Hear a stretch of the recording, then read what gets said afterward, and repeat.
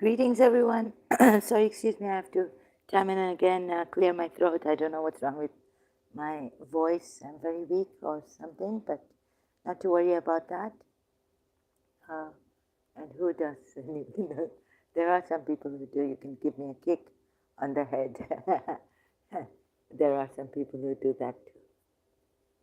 So please cooperate and be good. All right, let us help me be good here. So this is different. This is not like going to debates and all this.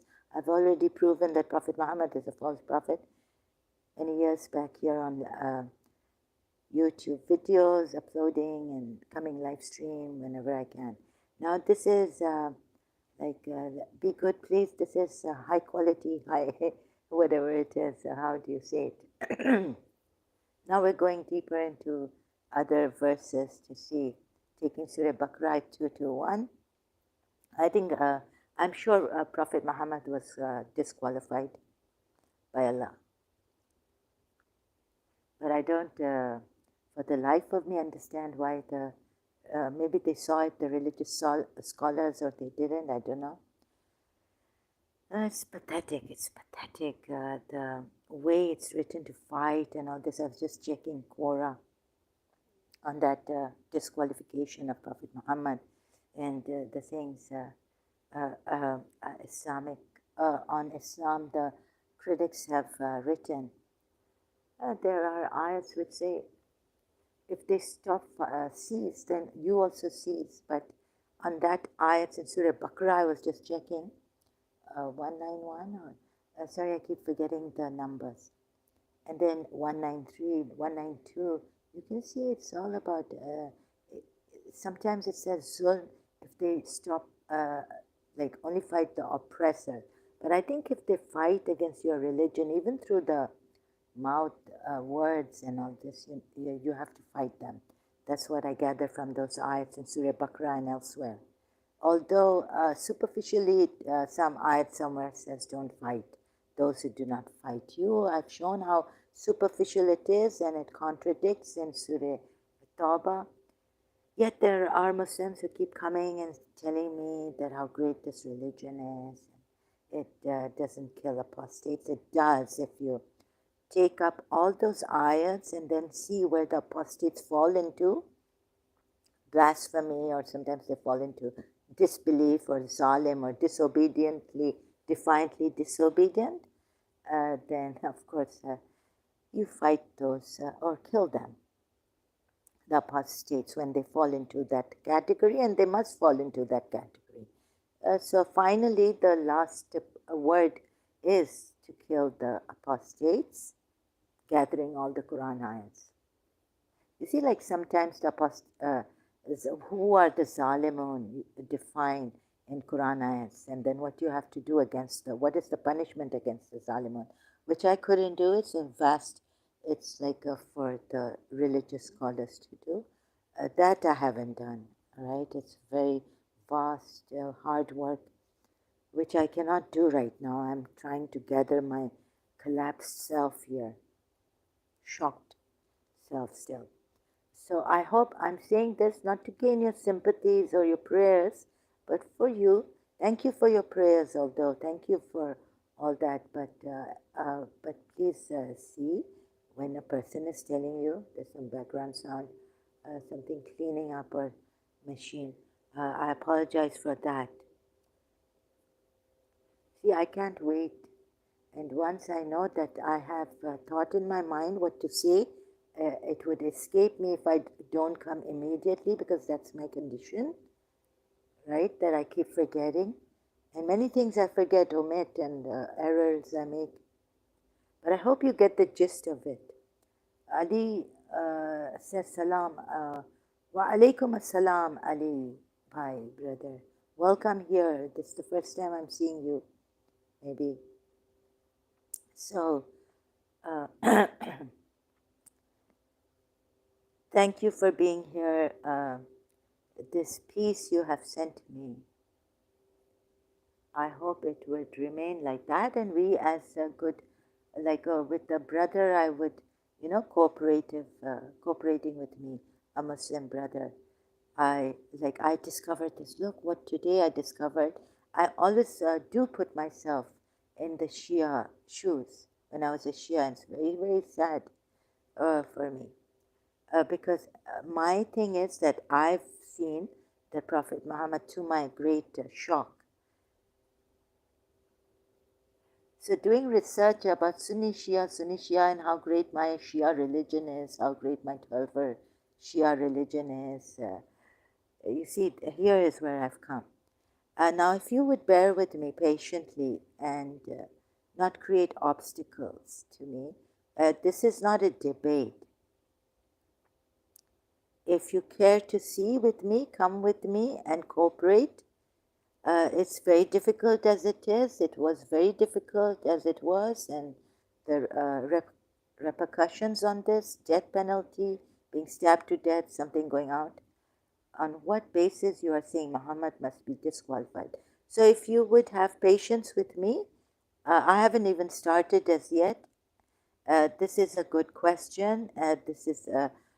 There are other bases I've given on my previous live streams. You can check them, right? Like Surah Tahrim, ayat 1 and 2. I keep saying a reasonable man would not do what he has done. Even 1400, even 2000 years ago, right? So there are many things that Prophet Muhammad should have been disqualified on. This is just a few other ayats on top. These are just toppings on the cake or something, right? So if you would go Ali Bhai, brother, if you would go and check the previous live streams, if you're interested in, there are many other things. This is just the icing on the cake, something like that, right? So then this is not for you. Then this is not for you. I'm sorry. So now it's you see, taking Surah Baqarah, after having completely established and proven that Prophet Muhammad is a false prophet, there's another point which could disqualify him. How could a misunderstanding disqualify? Oh my goodness, Prophet. Sorry, this is not my way. I don't get into debates like this. Misunderstanding, there's no misunderstanding. The clear one, live streams are there for you to see that he is a false prophet.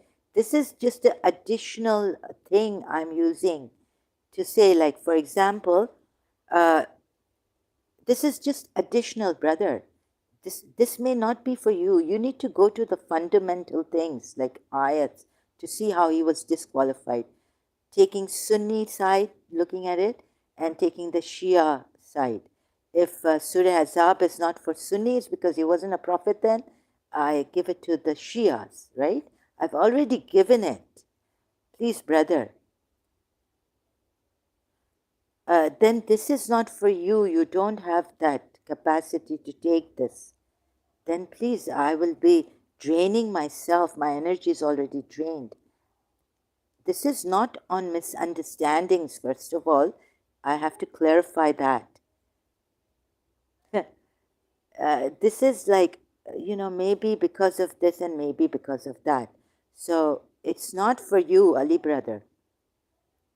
The ones that I'm sure I have put it on the live stream, I've proven that he's a false prophet. You need to go there below, back to 1 to ABC of that. Then it is not for you. Okay? Thank you. Do you understand, Brother Ali? So this is not a misunderstanding.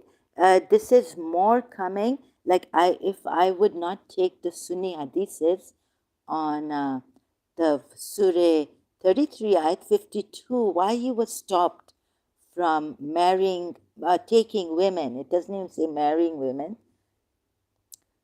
Brother Ali, now I have had enough of this. Why are you bringing obstacles? Please, brother, as a Shia, do you know the miracles? Yes, I know the miracles of Prophet Muhammad. Right? Brother, this is not for you. As a Shia even or a Sunni, if I looked at this, I put myself in the Sunni shoes, in the Salafi shoes. The way you're asking questions, this has nothing to do. He's already a false prophet. Proven. Aisha's hadith is there if you're Ahl Sunnah. I wonder why the Ahl Sunnah couldn't see it. That is iota being cut. With the Quran ayat, if he gave false things against Allah, then we would, cut his iota. Right? So, Ali brother, sorry, you can't come to a PhD, you can't just come to a PhD class and start asking questions. You need to go to nursery first, right? So go to my live streams where I have proven that Prophet Muhammad is a false prophet. And there are contradictions in the Quran ayats. Thus, it's from other than Allah. And this is a false Quran, it's not a true Quran. Okay? So sorry, I really apologize greatly. It's not for you. And if you want to, from nursery, you want to be at the PhD level on research and all that, then you need to be kind enough and considerate enough to keep quiet and listen. Show me evidences, please. I haven't even started. I have evidences in my previous live stream. Please go there. I can't take your words for it blindly. I've always said in my previous live streams that you go listen and correct. I have sources backed up from Quran ayats to prove and have proven that Prophet Muhammad is a false prophet. So I'm not asking you to take my words blindly, unlike this prophet. And I wouldn't kill you and come after you and force you. So I've already proven all this. You're on the nursery level. And no, never take anyone's words blindly. That is against my teachings and showings and belief. Don't even believe in someone if even they have proof, because Shaitan also has proof. He can beguile you, he can change the world and beguile you. I'm not saying follow me blindly. I'm saying whenever I do a live stream, when I forget, I'm sorry, but I say go through my live streams, go through the Quran ayats I've given you, contemplate on that. The proof I've given you through Quran ayats, please. Okay? Now this is very high kind of a thing, what I'm showing here. And it's taken my blood and sweat I've put together. I'm not saying follow my words blindly. If I was saying that, I would only be talking, not having these notes written or showing every time, going to every Quran ayat again and again to show you where there are contradictions, where there are mistakes, errors, omissions, things like that, right? So, going to Surah Nur ayat, I've done many things like this, please, brother. So here we have, now I've reached some, if let's suppose I didn't even take recourse to the hadith, Sunni hadiths, Islamic sources, right? What would be here? Can I tell from here, Surah Baqarah 221, and do not marry polytheistic women until they believe. And a believing slave woman is better. A believing slave woman. So, knowing myself, I didn't even know really. I would read it and not consider, oh my God. Then Muharram comes and Safar, the month of Safar came, and we used to cry for Bibi Zainab being made captives, Hussein's daughters, sisters and all, wives. You see, there are slave women here. So, and a believing slave woman is better than a polytheist, even though she might please you. So this part is important of Surah Baqarah, ayat 221. And so I explained that it would just drop from my mind that they have slave women in Islam. And you can see, I have to refer you to Ghalib Kamal on slavery in Islam. A video, very good information. Now we have so much information that when I listened to Ghalib Kamal and then when I checked the history behind that little by little, when my heart could allow me, I realized that also I wouldn't be a Muslim. This is disgusting, the way the slave girls, the Islamic slave girls were, believing slave girls were treated. It's just so outrageous. So I would have left Islam, if not earlier, listening to Ghalib Kamal or someone, I would have left Islam, but I didn't. But I would have. But it was a long time ago. I had problems with Surah Azab, ayat 36, 37, applying reason and all the questions that came up. So now believing slave women are there, or maids. Anyways, there are believing slave for God. We are all believing slaves of God, right? Then we have believing slave women for men, and what slave men also for, and his believing slave is better than a polytheist, even though he might, yeah. So there's a believing male slave also here. But anyways, that's not important, but I hope you get the point and go in detail and do your research. And after this also, please do your research. This is just the icing on the cake. So what does it say here? Is better than a polytheist, even though she might please you. Now, from here, I go to Surah Azab, ayat 52. Allah tells him, no woman. Allah has stopped him from taking women now as wives or something, right? Or exchanging when you come here, and it is not lawful that you replace them with other wives. It's not lawful anymore. So why has God not made it lawful for him anymore?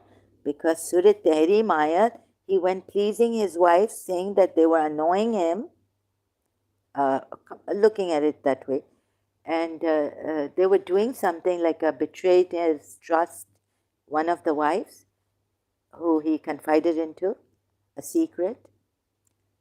I think it's because of all that and many other ayats. But first Surah Tahrim ayat, that he's doing that, and what he did with Hafsa, what he did with Zainab bin Jahash.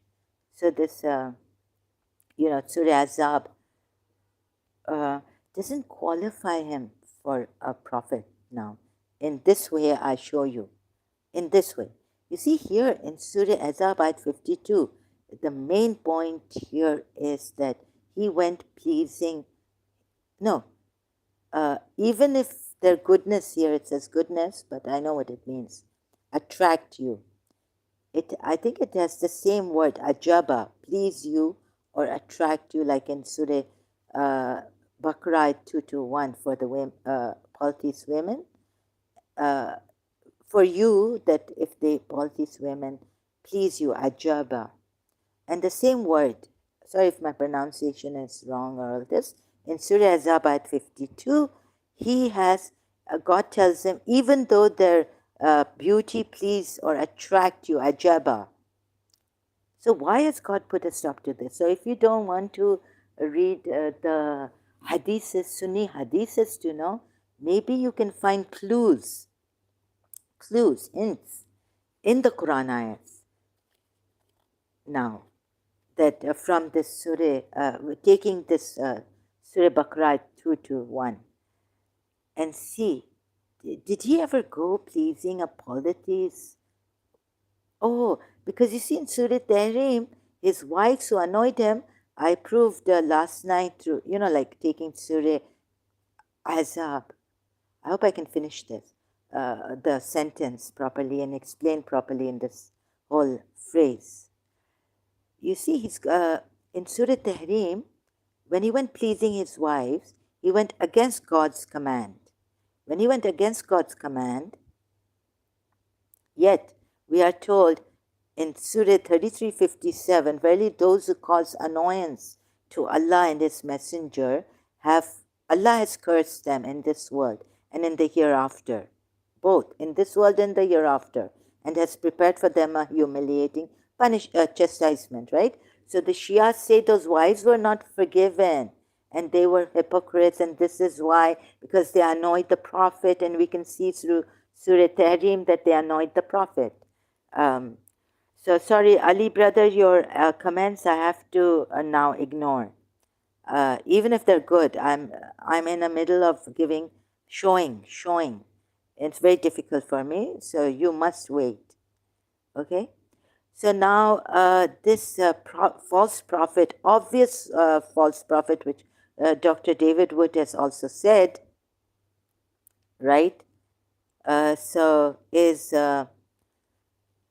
what has he what other reason was it that God should have, when God stopped him from having taking more women, then shouldn't have God, it's a self-discovery, it's together, so I shared this with you. Shouldn't have God disqualified him to being a messenger? Coming through this way, hints from the Surah Baqarah 221. I hope I'm explaining myself. Let's take a pause. Just a moment, please.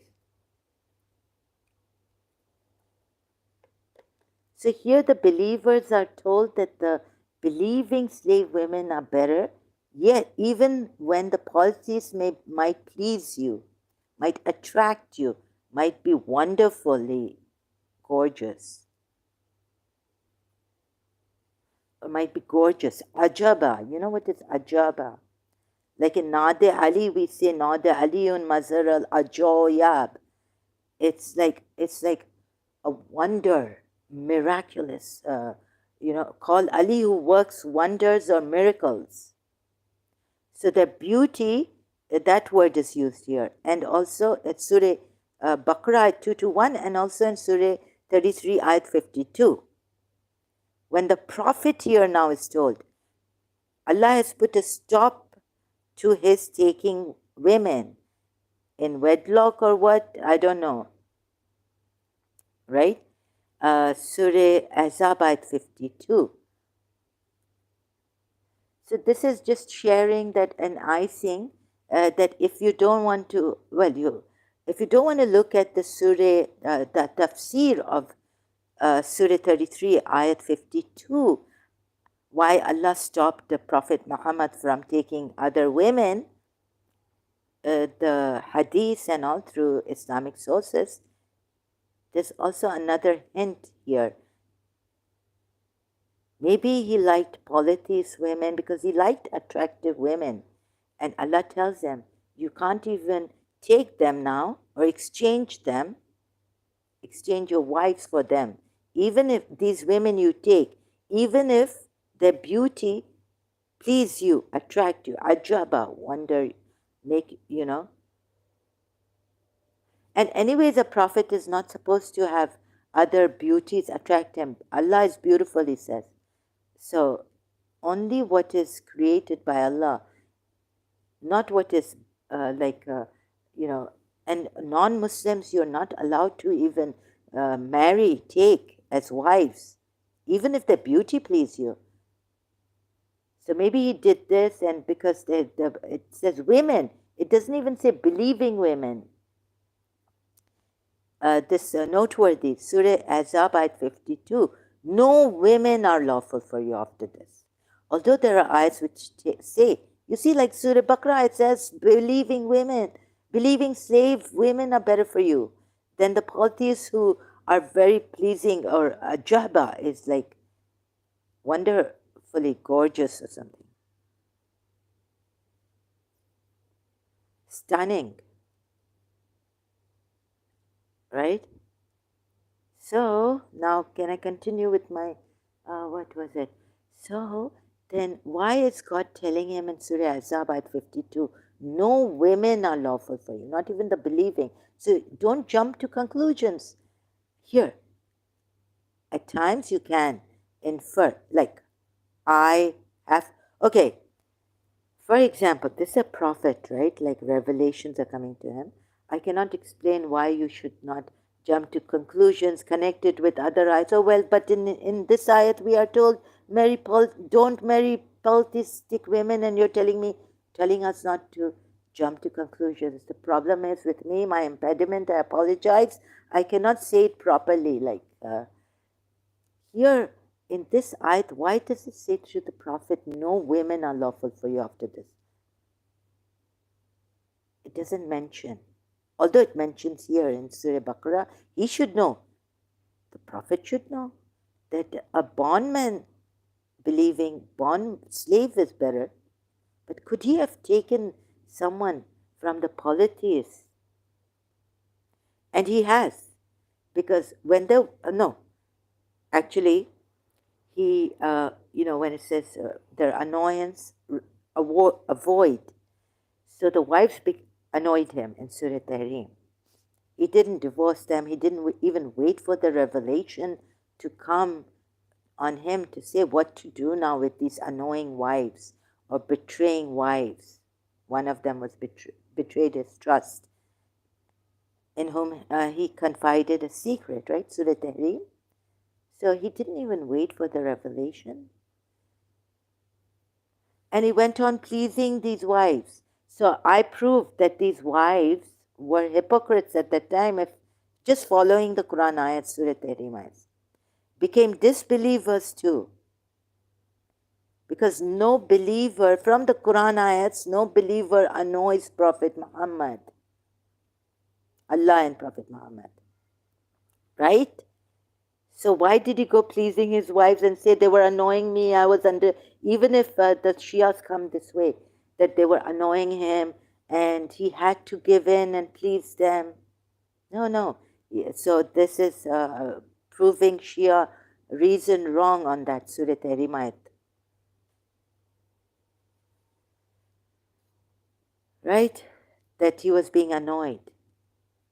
Here it says, where is it? Oh, the annoying one, where is it? Surah Azab ayat 57 says, verily those who cause annoyance to Allah and His Messenger, Allah has cursed them in this world and in the hereafter, and has prepared for them a humiliating chastisement.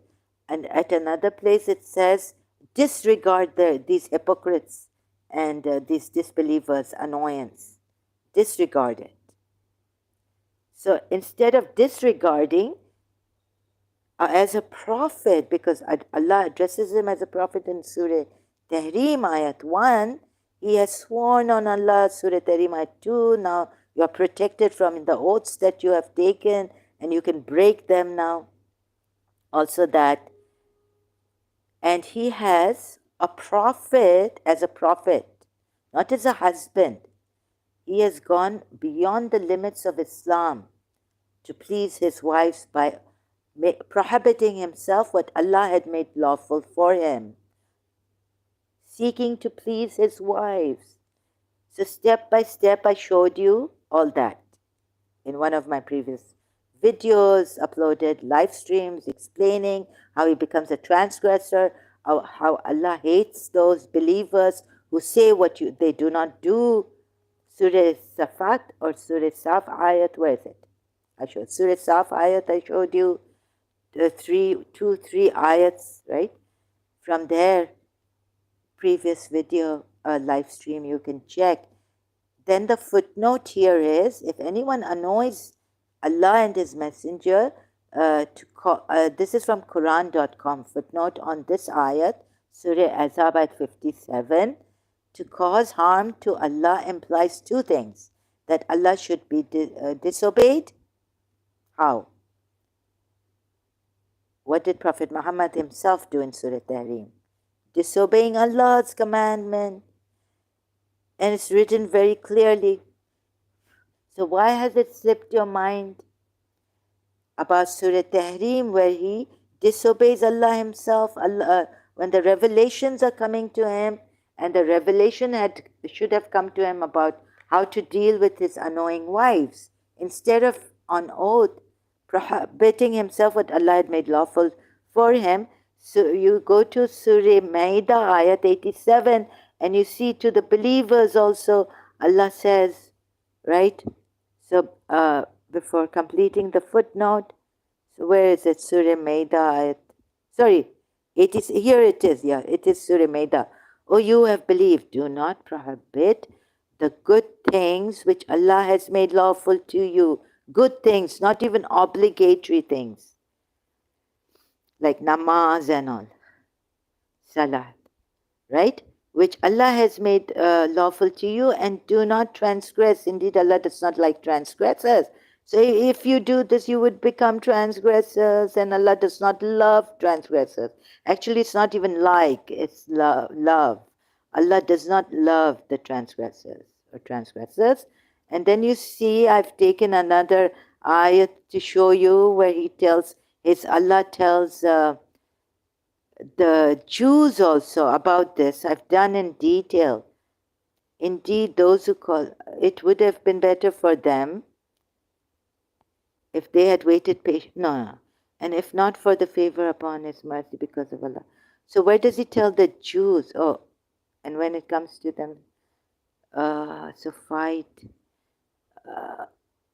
I didn't put the Quran. So fight in the way of Allah. No, this is, I didn't put that Quran ayat. Where does he tell the Jews? Oh God, I saw, this is how I am, haphazard. I'll have to go back. If I omit something, forget something, I'll come back for that, another live stream. And even to explain to you again and again. So it says, do you order righteousness? I forgot. Maybe do you order righteousness and forget yourselves? Right? Righteousness. Oh God. Righteousness.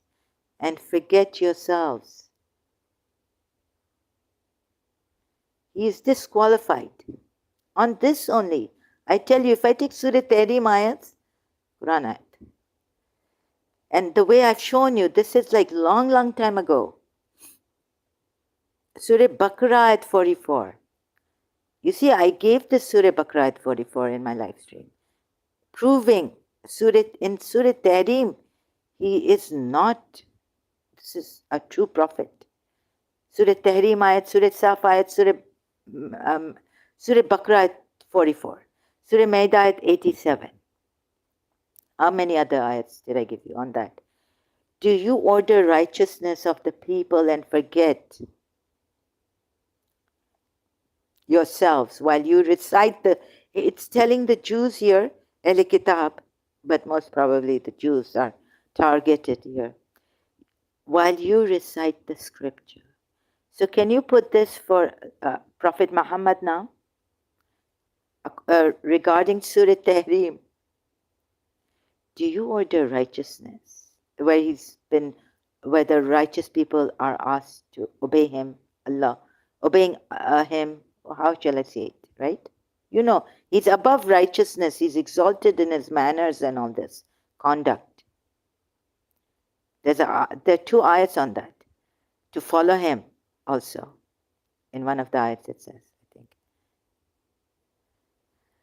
his exalted character. So do you order righteousness of the people and forget yourselves while you recite the scripture? Please put this, recite. They are reciting the scripture after Musa and after Zechariah, the Jews believed in.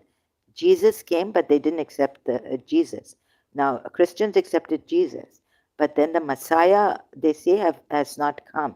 And the Christians say the second coming of Jesus. They believe that Jesus is the Messiah. So they were reading their scriptures while you read your scriptures. Is that the way to put it? Because it's unfair to him. The one on whom now the revelations are being revealed does not hold his horses and wait for those who annoy him, those who annoy Allah. Wait. disregard their annoyance. Do not hearken to the hypocrites and the disbelievers. Right? Those who, let me see if I can find it. Those who annoy Allah and the Messenger, disregard him. Disregard their annoyance. Very well put, right? You would say, oh, our Messenger, disregard their annoyance. Quran ayat. That is very good, right? Verily those who, yeah, 57. I forgot to put, didn't I put 57 there? Indeed, those who abuse or annoy or hurt, whichever translation you want to take for this Arabic word in the ayat, this ayat 57 of Surah Azab, indeed those who abuse and indeed those who abuse Allah and His Messenger, Allah has cursed them in this world and the hereafter and prepared for them. This is the same, but where's the, sorry, this is the same verse, annoy Allah, disregard them. Where does it, there's another ayat. Sorry, disregard their annoyance. Do not, oh, I think it's the first ayat in Surah Azab. Right? Do not hearken. O Prophet, fear Allah and do not obey the disbelievers and the hypocrites. Not the first. And follow that which is revealed to you from your Lord. Indeed, Allah is ever of what you do aware. And rely upon Allah. And sufficient is Allah's disposal. So it says rely upon Allah. Do not hearken. Right? It's like here he's being told to disregard and not to even listen. Don't obey these disbelievers and hypocrites.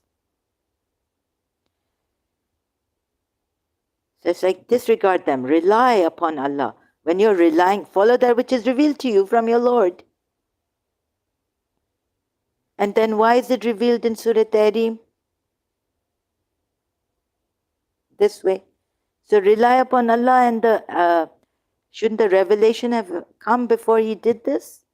Look, before you reach any conclusion about the annoying wives and him being under duress to do that, go pleasing his wives. I have done this. Now what I'm doing, but anyways, going back. He's been disqualified anyways here, according to my research, the way I researched. O Prophet, why do you prohibit what Allah has made lawful for you? Seeking the approval of your wives, or pleasing your wives. Mardatha. You know, it's like pleasing. It's pleasing. Mardiya, Razia, Mardiya, Surah Fajr ayats, right? Let me just take a sip from this.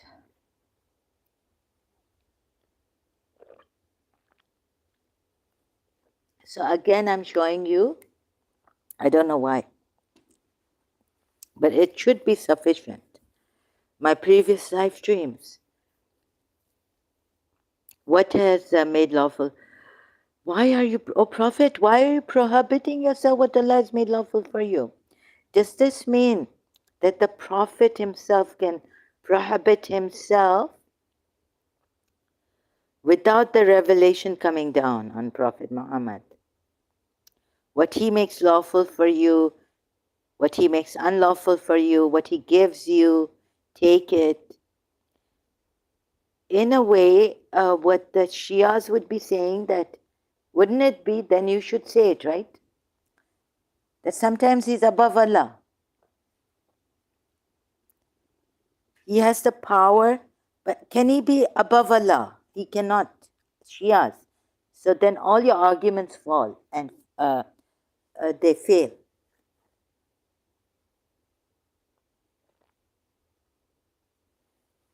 Now, I don't know what the Shia say, that he was such a good husband. He was such a good person. He went pleasing his annoying wives. Is he above Allah? He's not above Allah to do this kind of a thing. Remember this. So what the Shia say or the Sunnis say in defending him here, he's not above Allah. Right?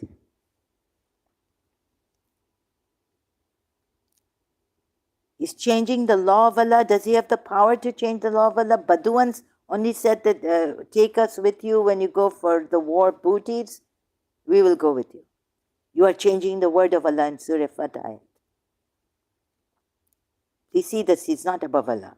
First of all, saying, "O Prophet, why do you prohibit what Allah?" Can he do this? If he can do this for himself in these circumstances, then he should allow the believers also to do the same thing. But he's not allowing the believers to do that. Surah Ma'idah 87. I mean, this really is, I have to, sometimes I get very angry, sorry, right? How many times do I have to tell you? I have to strain my eyes, my brains, my this, my that. No, but okay, please see this. Please, friends, brothers, sisters.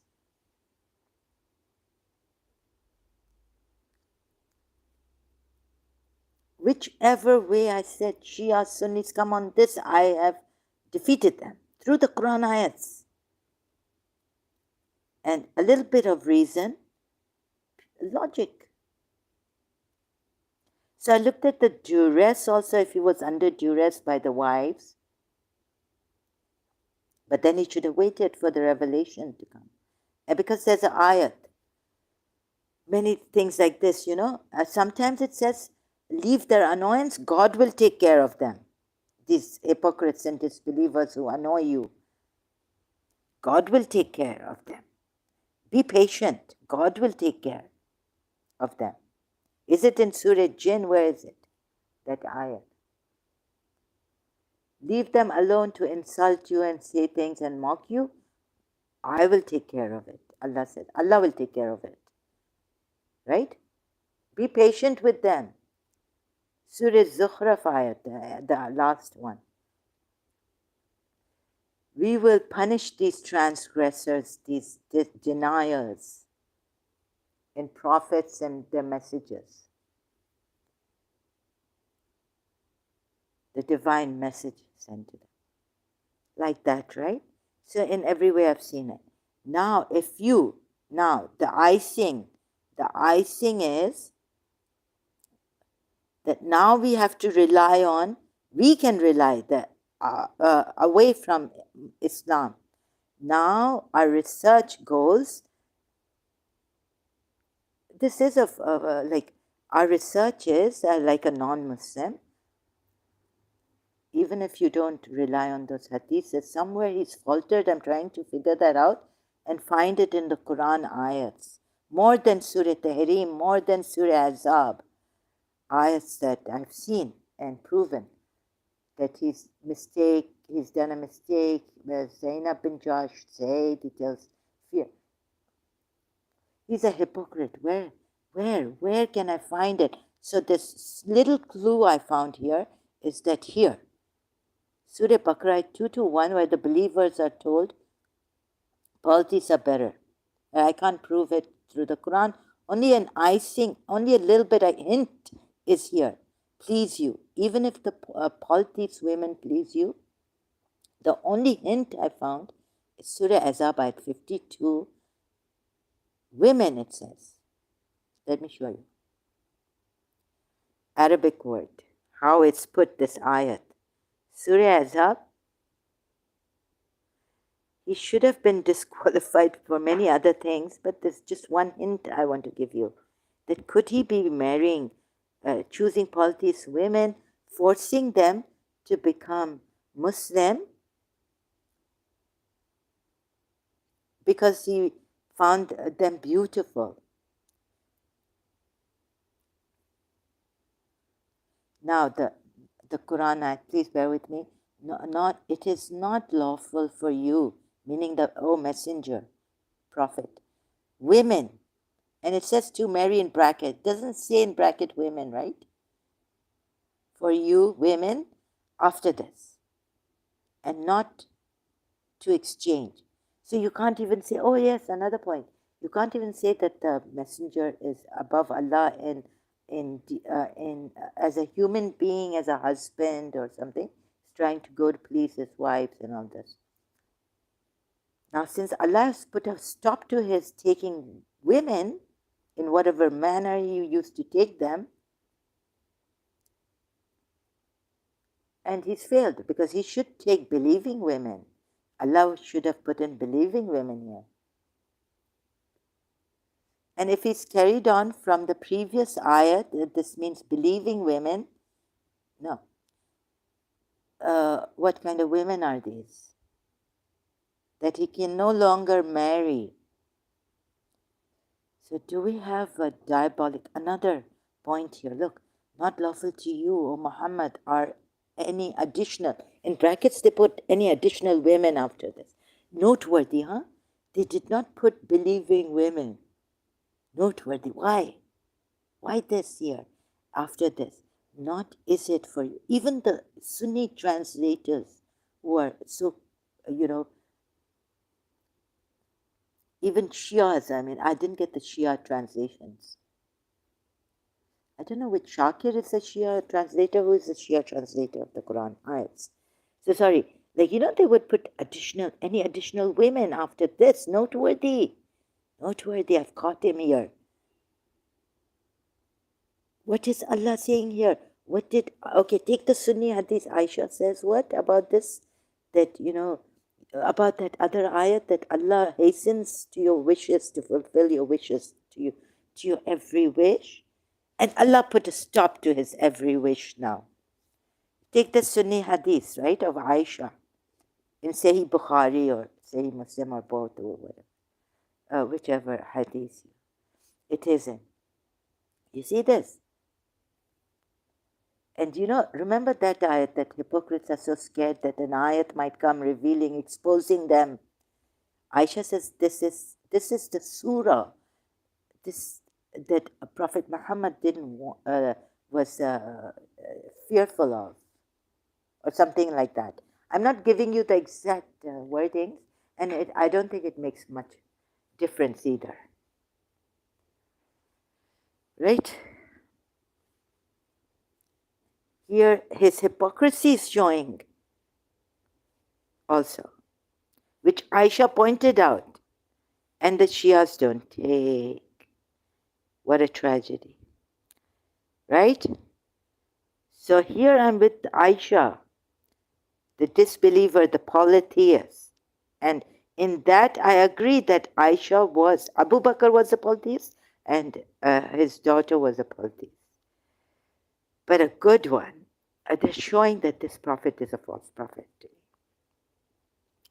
You can also see it through Surah Nur ayats against Aisha and Abu Bakr. The 22nd ayat against Abu Bakr upon, he made an oath. And you can see all that, how Prophet Muhammad says that those who take oaths to harm their family later on, they should break their oaths and all this. So this is the reason given. What reason is given by Prophet Muhammad to break oaths? Why make oaths harming your family? Why not make oaths that would not harm your family? If they harm your family, then you can break them later on. You don't have to stick to your oaths that you make. And there, Mista against Mista, it's like, Abu Bakr, don't break your oath and still give him money. Mista,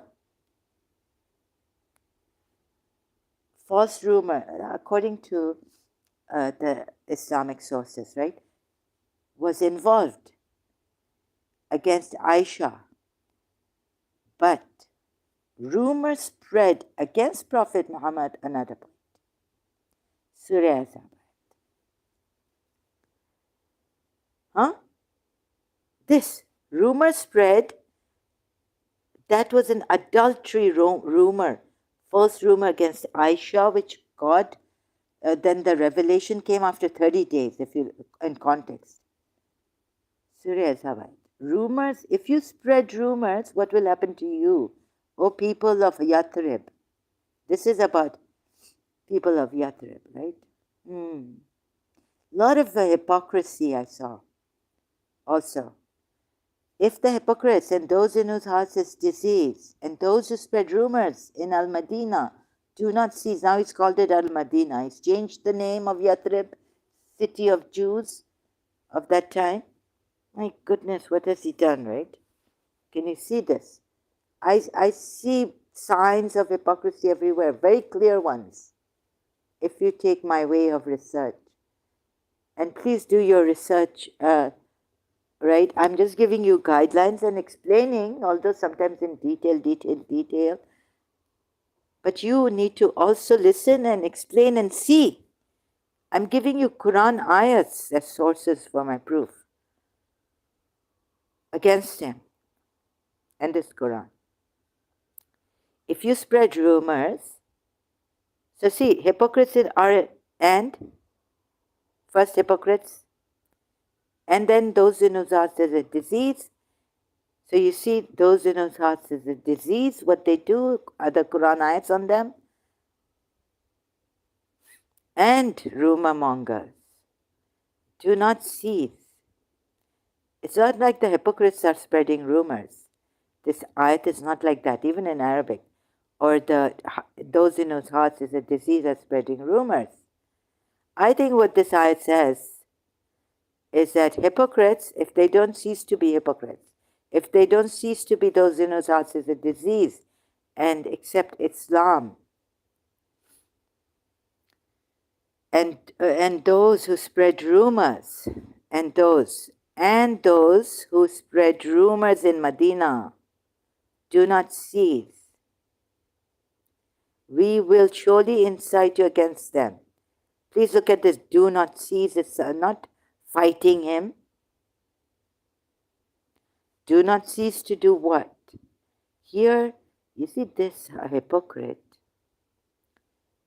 God doesn't say do not cease to fight, keep fighting or breaking oaths or breaking pacts. Although he breaks an oath, you say that's okay. There you're on that stuck. Politics breaking oaths.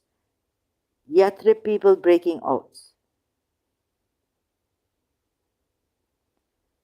Do not cease to do what? I think it means do not cease to be hypocrites alone.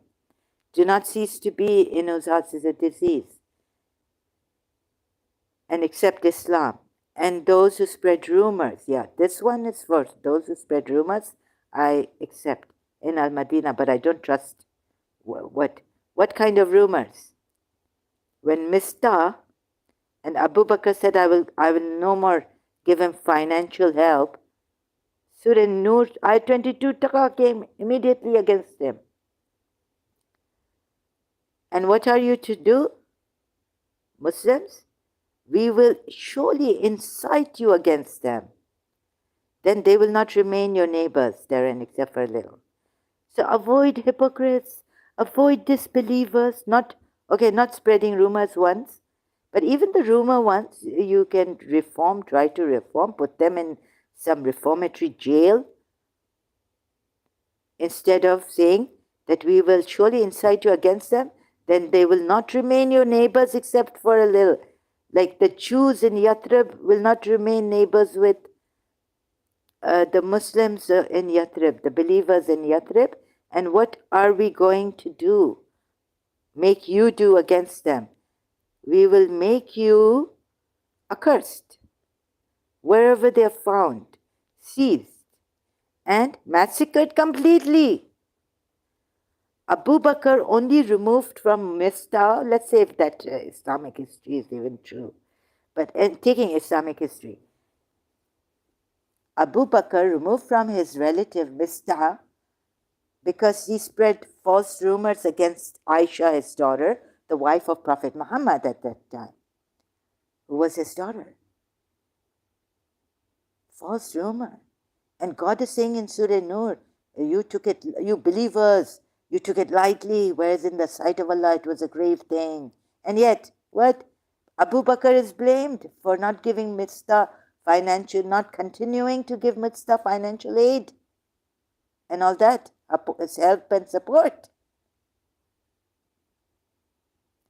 Believers are blamed for saying with their mouths what they don't. You shouldn't do this. You should have said, we think good of this. Think good of it. And take it, Aisha saying, like, take it as good for yourself. Very good, yeah. Okay, that's all very good, that part. But believers, when you heard it and you did not say that this is not for us to talk about, and we've seen nothing but good in ourselves, in each other. But then what happened? Seized and massacred completely. Abu Bakr didn't do that with Mistah. He just stopped financial aid. And he was blamed. Surah Nur ayat, shall I take you to? 22.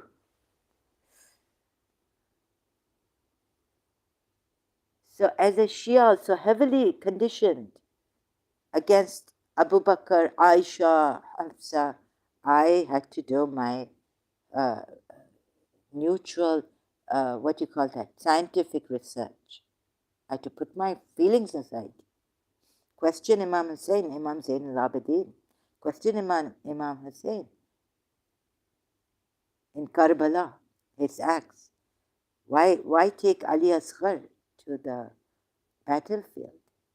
Appealing to the hearts, but allowing them to take a arrow and, martyr him, 6 months old, his son. So we go to Surah Nur ayat also. This is on, even the Sunnis, I think, Surah Nur ayat 22. They accept that this is against Abu Bakr, Aisha's father then, right? Their first Caliph Rashidun, rightly guided Caliph, Abu Bakr. And let not those of virtue among you and wealth swear not to give to their relatives. La. What kind of a thing is this? This is too sick for me. And then after I have known the background and everything, and I've proven Prophet Muhammad to be false, every way along the way I see a hypocrite in Prophet Muhammad, and a very terrible. It's sick for me. It makes me sick. I don't even feel like talking about it, but I have to. I have to muster up strength in this. I can't take hypocrites. Stamps everywhere in the ayats now, wherever I see regarding him, and correction or blaming someone, polytheists, hypocrite, and the immigrants for the cause of Allah. And let them pardon and overlook.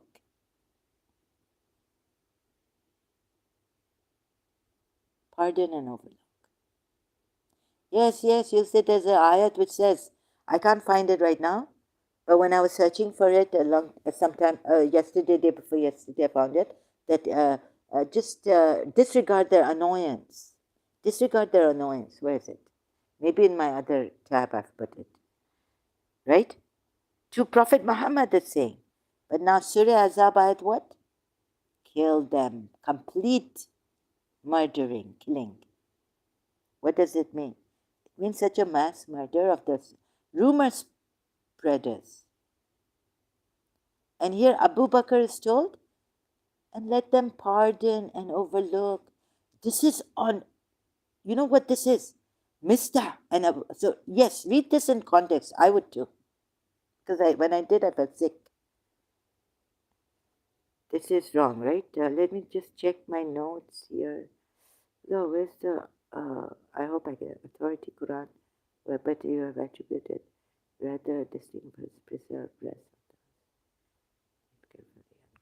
You attribute some of the seventh here. You attribute to some of his servants a share with them in his Godhead or in his. No, I can't find it, sorry. Not in the other. So here,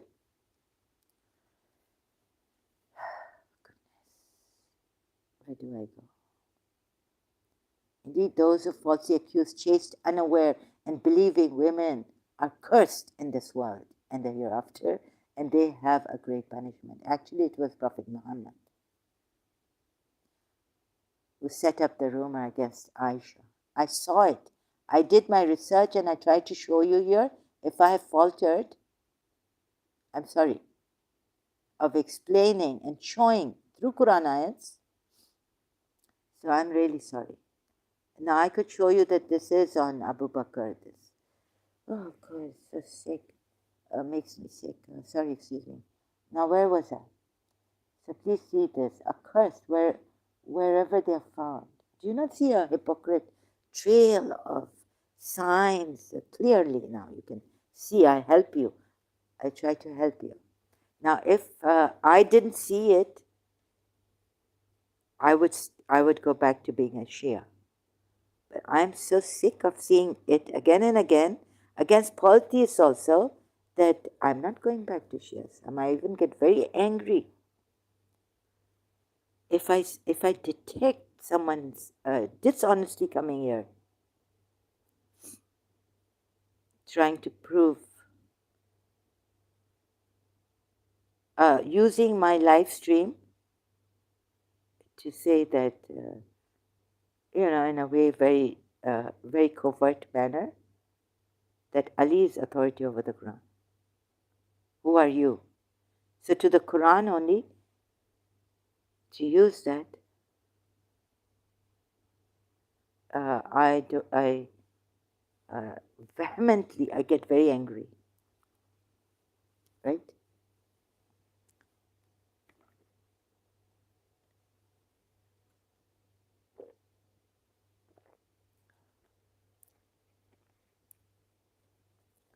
So, maybe, God forgive me, maybe their intentions were good to help me and all this. But I still,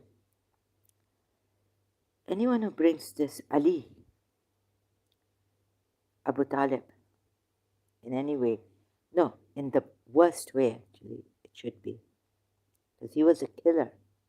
You know, Muhammad used Ali and another person to kill finish the Banu Qurayza tribe, and how against Huway, and the beheading so many, 900 maximum, minimum 400. You can see Ibn Ishaq's. So this is the first, right? Surah Azab. He can do this.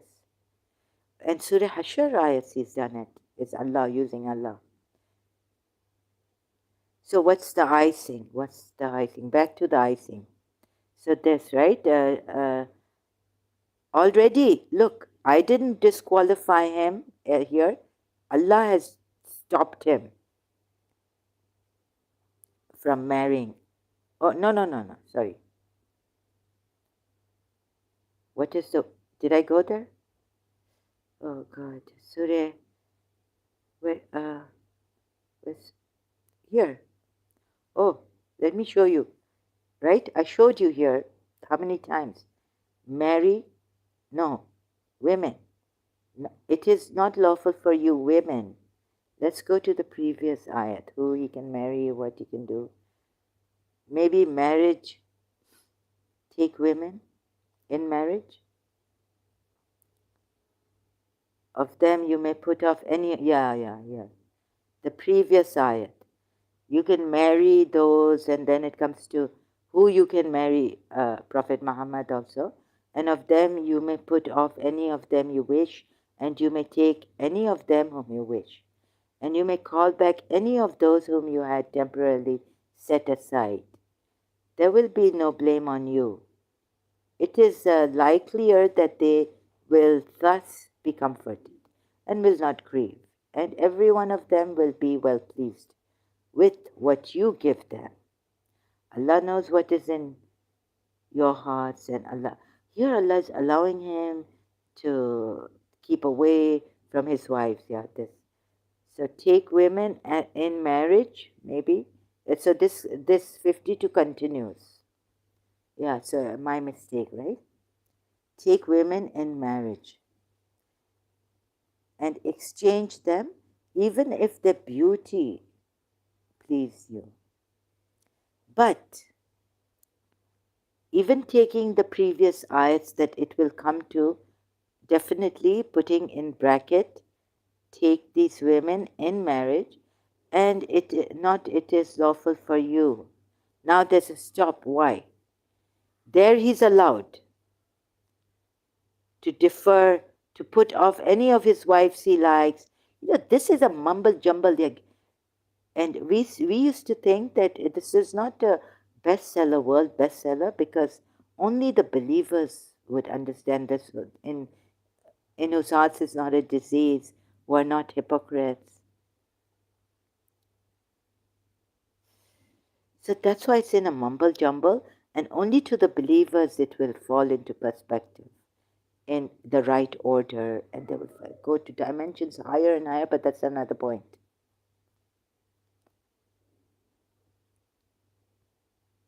So you see, but then why? When Allah is allowing him here, all of a sudden Allah puts a stop to his marriage to women taking.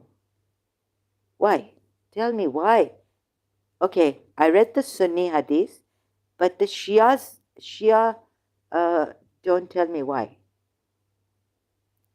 Let's see what the Shia reason is about this. I haven't yet found. In the websites, in multilingual Quran. Nor is it for you to exchange them. So first Allah allows him so much. Here about this ayat, I think Aisha said that Allah beckons to your wish, every, wish. You, O Muhammad, may put aside whom you will of them, or take to yourself whom you will. What kind of Allah is this? Or here, he's allowing him, whoever he defers, whoever he wishes, he can take, and any that you desire of those wives from whom you had temporarily separated, it means there is no blame upon you in returning her to her now, and this, that, no, but here also, like, you may put aside whom you will of them.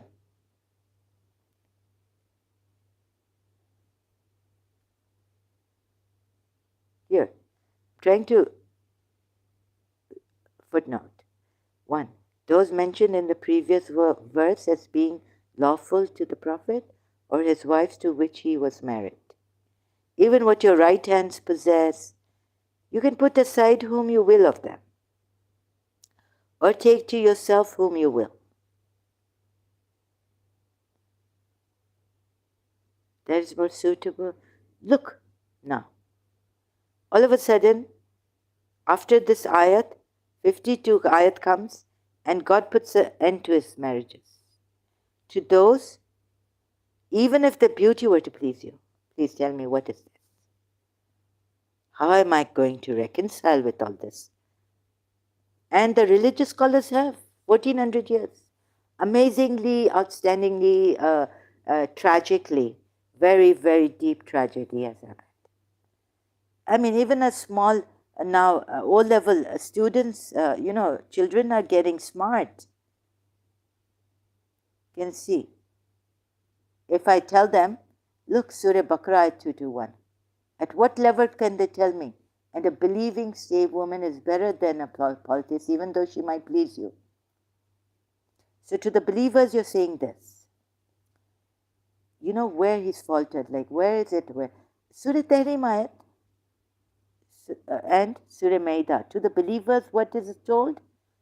O believers, do not make unlawful what Allah has made lawful for you, the good things, and transgress.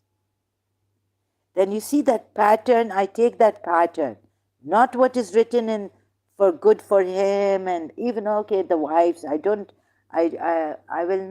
will go ahead and see that, okay, what Sunni hadith is that Allah was pleased with the wives. They were doing, so that's why for this Surah Azab ayat 52, he put a stop to Prophet Muhammad marrying more women. or exchanging them, even though their beauty please you. Now, this is a clue also. Even though their beauty please you. Whereas, what are you telling these believers? Hello? Even if these polities' beauty might please you, marry the bondwomen, believing bondwomen are better slave girls or women. You see this? You see this? See this hypocrisy? See this hypocrisy?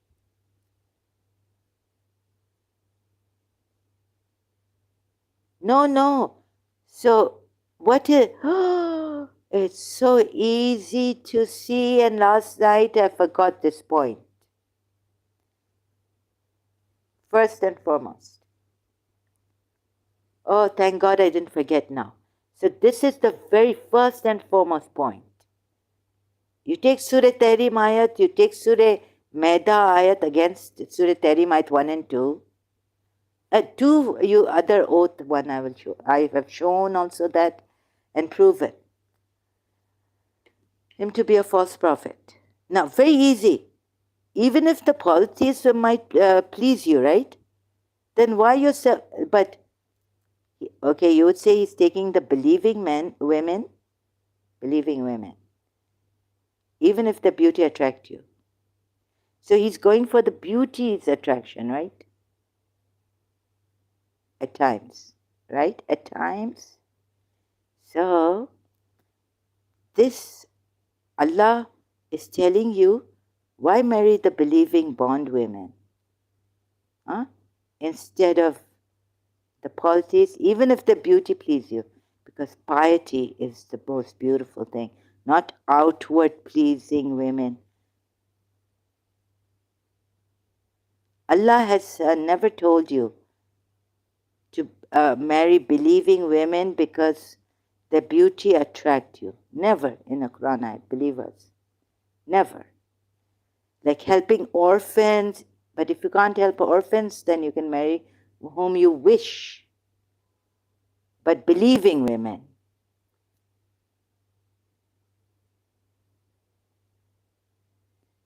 If you can't help orphans by marrying them,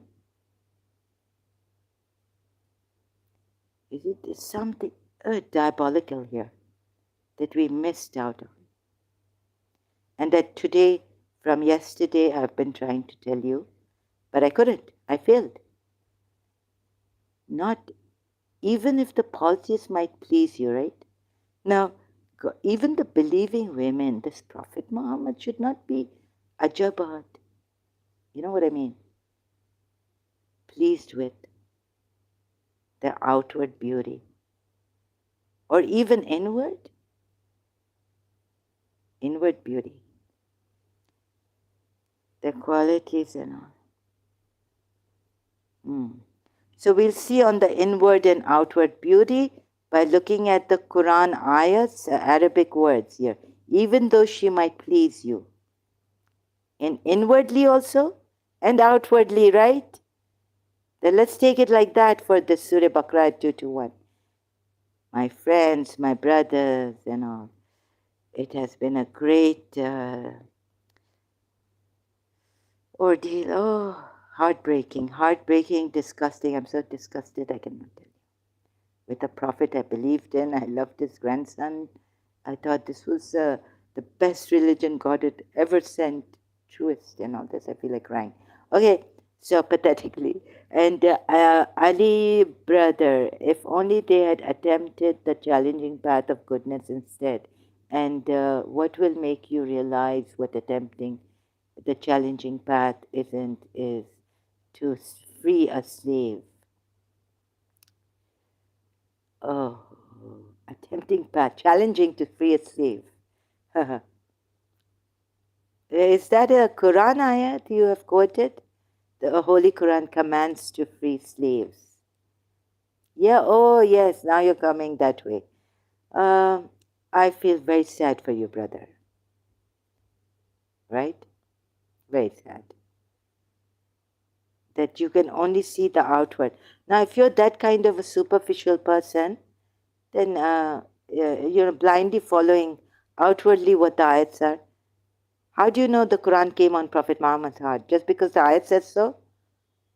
What is this grand sight? Did you see it? Were you a witness there? Were you a witness? Because it asked the polytheists, were you a witness to the angels whom you've made females, daughters of Allah, worshipping them?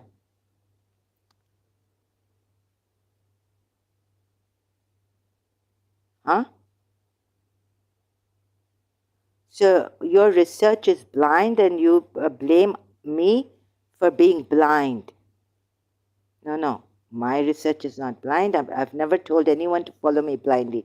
Show me evidences, please. I can't take your words for it blindly. Don't put words in my mouth also. And I feel you are pathetically, for you, free slave girls. Now, Brother Ali, free slave girls, free slaves, girls and boys, right? Yes, so every step of the way I'm showing you that at one point there are good ayats and there are contradictory ayats to that.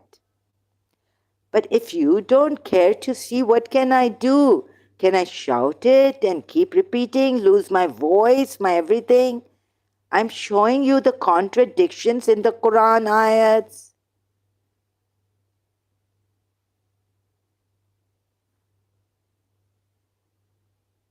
And seeping through the Quran ayats, you're going to freeing slaves.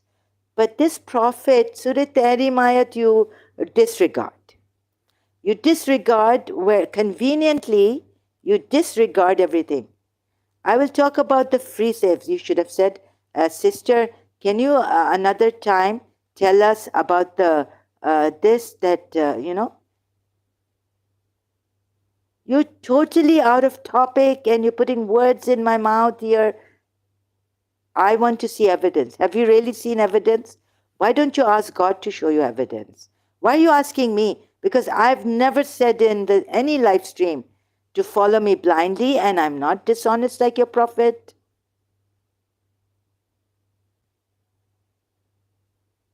So I'm sorry if you're having problem trusting what I'm showing you and the way my research is. I apologize. I understand that you have been thoroughly deceived. And even this prophet and even Allah, this false Allah he used, the pagan idol worshipping Allah he used, or the Arab Jews, Christians calling Allah their God, Allah he used. Where's the evidence? Tell me, where's the evidence? Where's the evidence? You're just, how do you say when someone is just quoting Quran ayats blindly, like not seeing the contradictions? When someone has established contradictions in the Quran ayats, like do not fight those who do not fight you. But then again I proved that. I showed another ayats from Surah Tawbah. Even then the Muslims don't believe in that. It abrogates. It's the way these good ayats have come.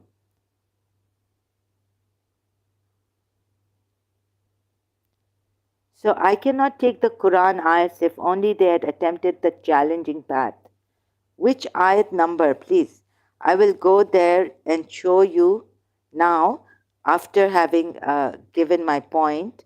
Thank God I didn't falter this time in explaining Surah Baqarah ayat 2 to 5 and Surah Azab ayat 52. So now, brother, look, freeing of slaves is there, yes. Freeing of slaves.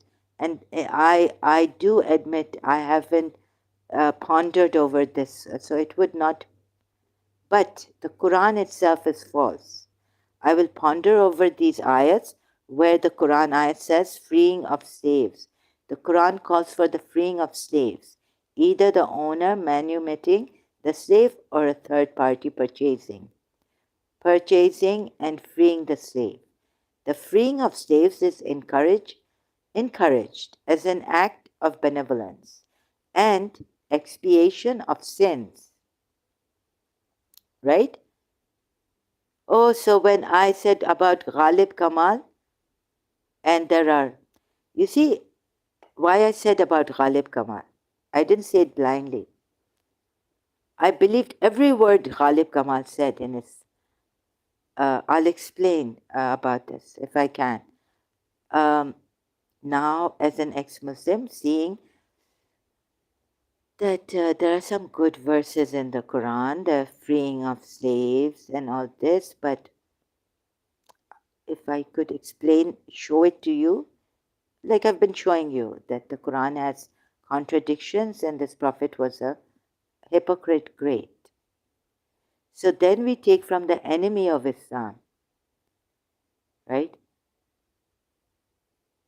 What Muslim says before Islam, slavery, and now we have this freeing of the slaves, and the Quran ayat is, and the pre-Islamic time Arabia was terrible, and so the Quran ayat came, alms tax is only for the poor and the needy, for those employed in to administer it, for those whose hearts are attracted to the faith, for freeing slaves, for those in debt, right? For Allah's cause. I tell you, this ayat is not even from him. It's not from Islam time. And for needy travelers, this is an obligation from Allah. And I'm sure this is from a pagan Allah ayat, or from the Jews, or from the Christian. No, Christians have their Christian. Don't yeah, like Jews book or something like this. Maybe Talmud, or they say many things Prophet Muhammad stole from the Talmud, stories stolen from the Talmud and kept here. And some Jew, I think they say that some Jew monk, Baira, was teaching him, some say Warika was teaching him this, giving him these ayats. So, brother, the thing is that, although, yes, very beautiful ayat, right? Freeing of the slaves and all that. But what do your right hands possess? What are they? Captive slave girls? And then you marry them, or what do you do? How do you free those captive women from the war booty?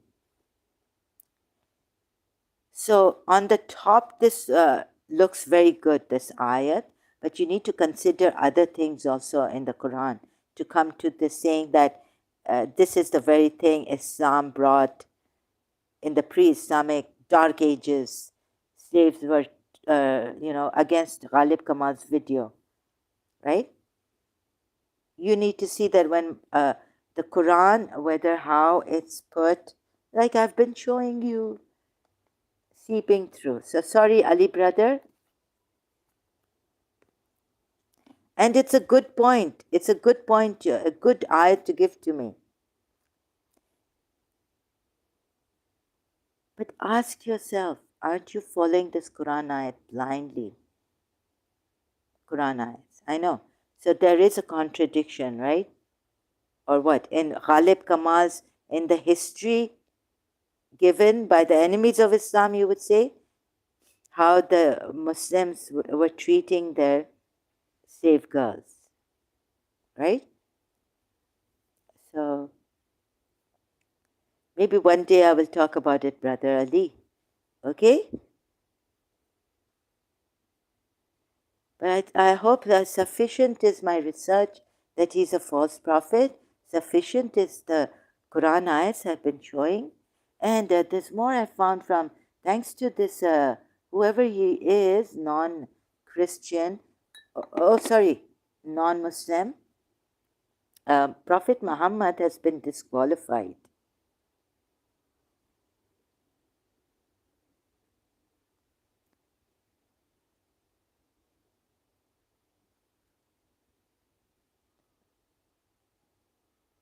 Where is it? I found I'm not, sorry, I won't be going in there because he could be murdered or something, killed. Oh yeah, thank God so there was very good thing that, Ishmael is not even mentioned in the Quran. And if you take the Ahl Kitab Bible, you can see that even Ishmael, or Ismail is not mentioned in the Quran. They say that Prophet Muhammad comes from he's from Ishmael, right? So, but by name in that way where Abraham is told that Jacob, from Isaac and Jacob, we will give to you Sarah, or Sarah, right? Yeah. Hajra was given Ishmael. So, like that, someone was proving through the Bible that Prophet Muhammad has been disqualified as a prophet. He hasn't come up to the prophet, even through their books.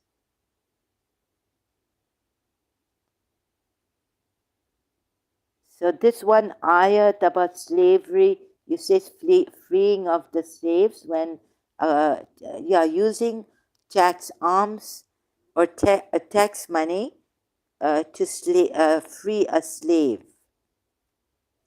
Brother Ali has given.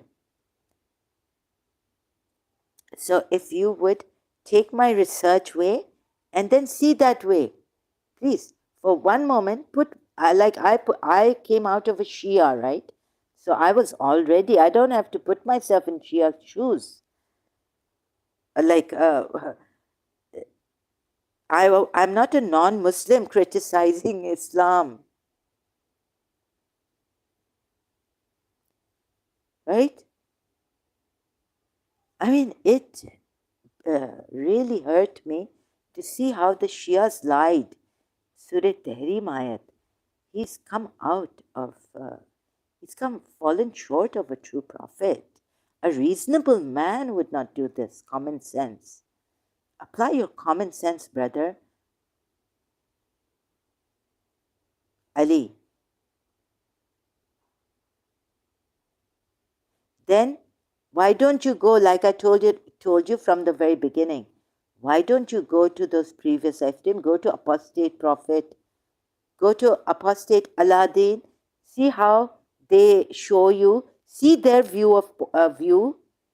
Ask them about this ayat. They've covered everything. Hadiths from hadiths, Sunni hadiths.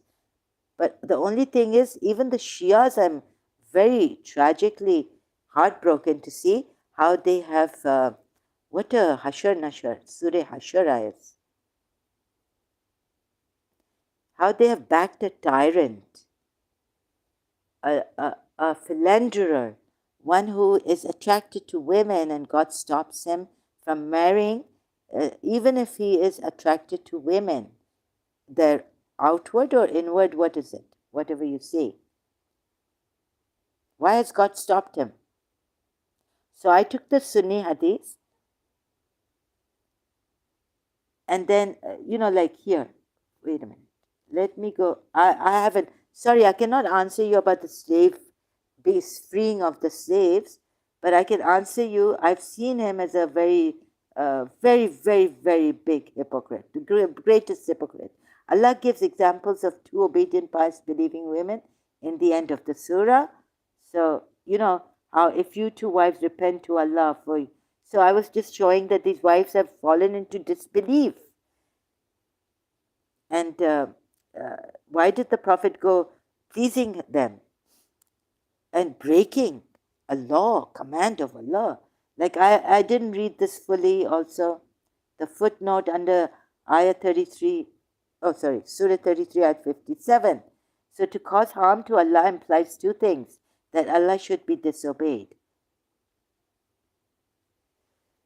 That an attitude of disbelief and shirk and atheism be adopted with regard to him, and that things made unlawful by him, he made lawful. Who did this in Surah Tahrim? Please, it's very clear the Prophet did it. So the Prophet himself has harmed Allah, according to Sunni's footnote under 33 ayat 57. If you remember Surah Tahrim ayat 1, what the Prophet has done there, we're told. Then number 2, and that his messengers be troubled. I don't even come to the messenger. Anyways, I had to read it out. For just as obedience to the messenger is obedience to Allah, Surah Nisa 80, so is opposition and disobedience of the messenger. Opposition and disobedience of Allah. But Surah Tahrimat, I don't know why. Surah Tahrimat, here it is. 1. Prophet, why do you prohibit what God has made lawful to you in your desire to please your wives? Yet God is forgiving and merciful to him. Superficially put, do you, Surah Baqarah 44, do you order righteousness of the people? This is telling the Jews of that time. And forget yourselves while you recite the scripture. Then will you not reason? Surah 61, ayat 4, I don't know why I put it. If you wives repent to Allah, it is better. That these wives have become deviants. They have become disbelievers. Then why did Prophet Muhammad go pleasing them and breaking a law, commandment of Allah, given to the believers in Surah Ma'idah 87? Then I come to, yes, Allah gives examples of two obedient, pious, believing women in the end of the surah. This is for you, Sunni brothers, sisters. These wives are not believing at this moment what they did.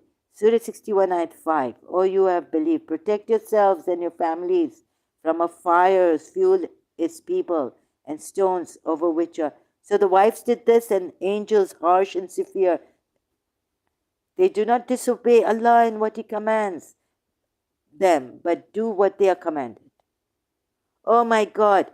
There in Surah Tahrim, you're saying he did not disobey Allah, but the wives were annoying him, blame on the wives, so much so. What is this? Unreasonable. Excessive blame on the wives. Whereas you cover up his fault of going against the command of Allah. And in every way I've trapped you and I showed you from the Quran ayats in my previous live stream on that. Some earlier, not previous, earlier live stream on that. Surah Tahrim ayat. Now what just to end, Surah Nur ayat 62 say, the believers are only those who believe in Allah and His Messenger, and when they are meeting with Him for a matter of common interest, do not depart until they have asked His permission. Indeed, those who ask your permission, O Muhammad, those are the ones. Sorry, I feel like crying. Surah Azab ayat, he feels shy to let you go. Tell you to go now. Go from his house. But believers cannot leave, depart, when in a military or wherever a meeting, you would say, right? Oh, so it's a meeting, they are meeting with him for a matter of common interest. Yes. Common interest they are meeting. Do not depart until they have asked his permission. Indeed, those who ask your permission, O Muhammad, those are the ones who believe in Allah and His Messenger. I wouldn't believe in Allah, nor this messenger. Sorry. So when they ask your permission, due to something of their affairs, then give permission. Like the wives are calling them or something has come up. They have to ask for Prophet Muhammad's permission to leave, yes. It's etiquette, it's all, even in the secular world, in a meeting, right? So he's put himself in that position where believers, when they meet him in a common interest, I would say put this teacher and throw him out.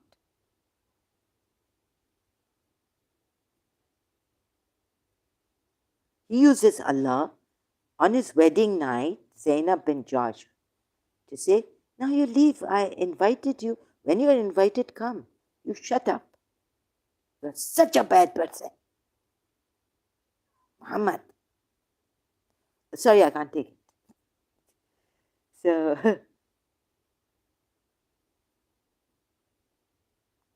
leave my people alone. And now you will say, like, yes, now Ali, a brother like Ali here would say that Allah, Here it is, Zahra here is meeting this, that. I had enough of this false prophet. Okay, now so yes, keep telling me. When they are meeting with him, matter, it is in this world also, like in the, what do you say? What? Ah, let's say the principal calls me for a meeting. I can only, yeah, so let me calm down with the principal's name. Now there's a meeting of students, photographers, official photographer. Yeah, very good. Take her permission. Of course, like, you'd say, Zahra, what are you telling us? Let me see what I'm trying to tell you. Surah 24, same verse 63. Do not make a calling of the messenger among yourselves. Chup karo na. Ab main tumhe haisiyat dungi na messenger calling. And you will say, oh, yes, you, of course, you're not going to call your principal like you call among yourselves as Tabia, Tera, right? Tabia, like that. What do you think? So Allah knows those of you who slip away, concealed by others, slipping away. He's again blaming these believers. So let those who beware who descend from his order. Are you going to take his order? After what I've shown you in Surah Tahrim, after God has put a stop to his marriages,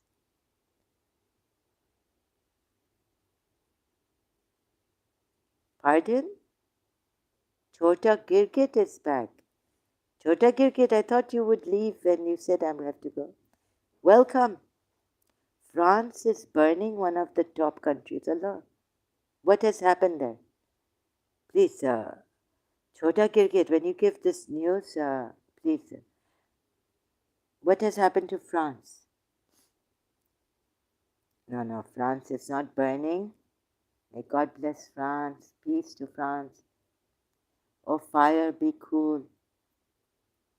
I take the Abraham Surah verse from the Quran. May France be fire, be cool. You don't know, no, madam. No, I don't know what it is. I haven't seen the news today.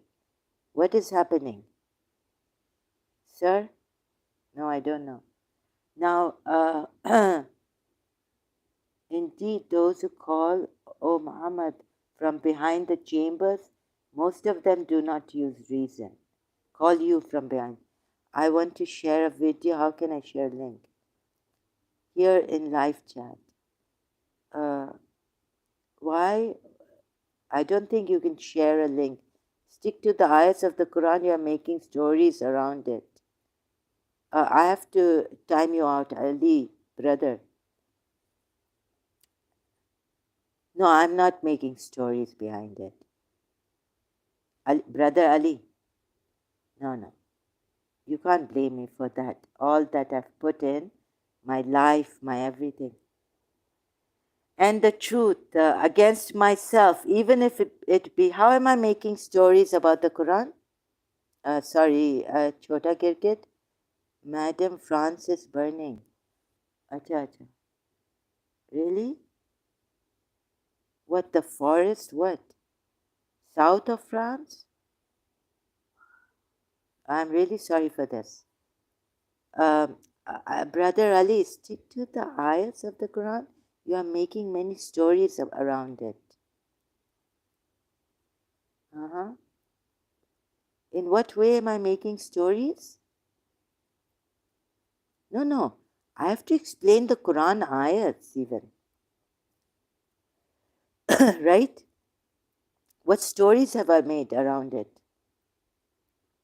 Show me your stories in the Quran ayats.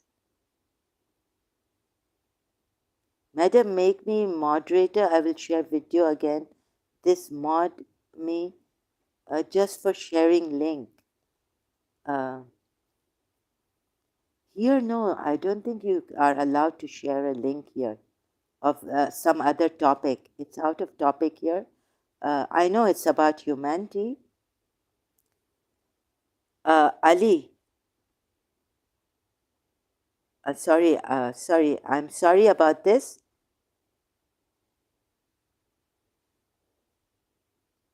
Please, someone here, a Chota Girgit. Here we have a problem. We cannot do anything that is far away. At hand, we have a problem. We have some bad person here. No, Muslims are burning. Please, really important. Really important. But what can we do? Can we pray?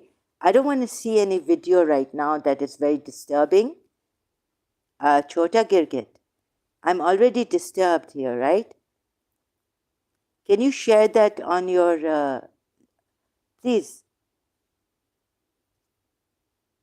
Muslims are burning what? 3,000 cars burnt. Oh, I'm sorry. I won't be able to see this. I'm sorry, I'm not in the position. पता है वो mentally ill person को आप ये ऐसा show करेंगे अचानक से? Looting malls. Who's looting malls?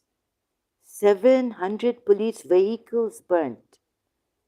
Okay, yes. This way you can put it, but sorry, I cannot uh, ask you to share a link of a video.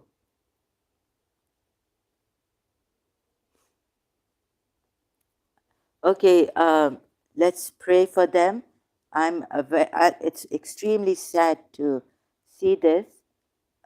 So, what shall we do now? Okay, sister, continue. Shall we continue?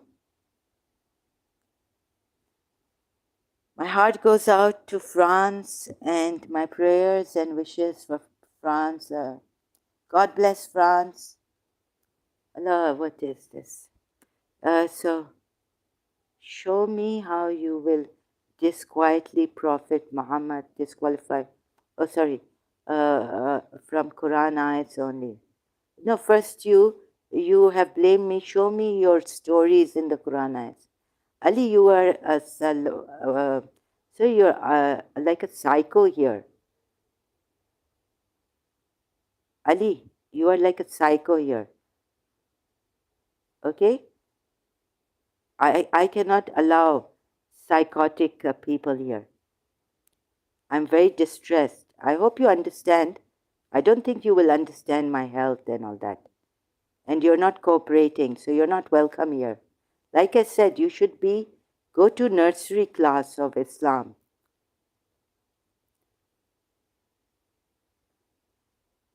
Okay, go to apostate prophet, go to your mail. I'm waiting.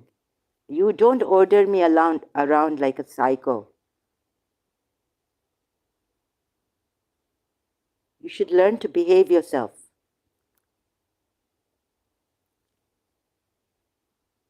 I'm not your servant. You are not my boss.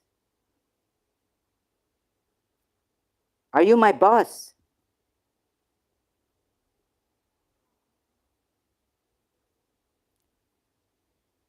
And like I said, if you Muslims want to come here to learn, not to boss me around, you're very bossy,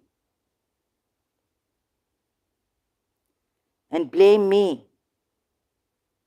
Now, nothing can satisfy, no reason, no contradiction shown in the Quran which I have can satisfy you, then please leave. ये तुम्हारे बाप का channel नहीं है, ये मेरा channel है. इधर मेरा चलेगा, तुम्हारा नहीं चलेगा.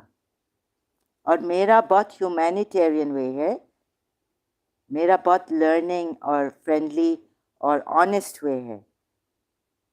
मेरा किसी को ऑर्डर अराउंड नहीं करना है, मेरा हेल्प करना है. मैं अपना चैनल यूज़ कर रही हूँ हेल्प करने के लिए, मैं अपना स्टाइल यूज़ कर रही हूँ.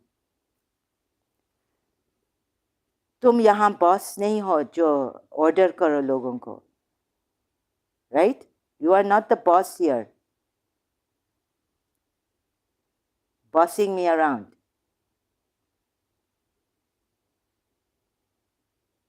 So, please leave. I request you kindly. शराफत की लैंग्वेज नहीं जानेंगे तो फिर मुझे थोड़ा आपका फोर्स इस्तेमाल करे या गालियाँ पड़ेंगी. आपका बेइज्जती करनी पड़ेगी मुझे, बिकॉज मैं नहीं ले सकती हूँ, मेरी कंडीशन बहुत ख़राब है.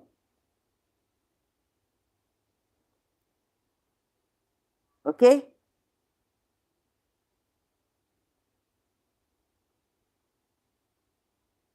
No, you are, what are you asking? What are you saying here? Show me your stories in the Quran ayats. पागल हो क्या?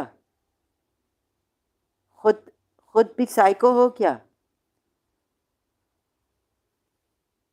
Don't misunderstand you. अरे मेरी जान छोड़ो, मेरे चैनल पे आए हो.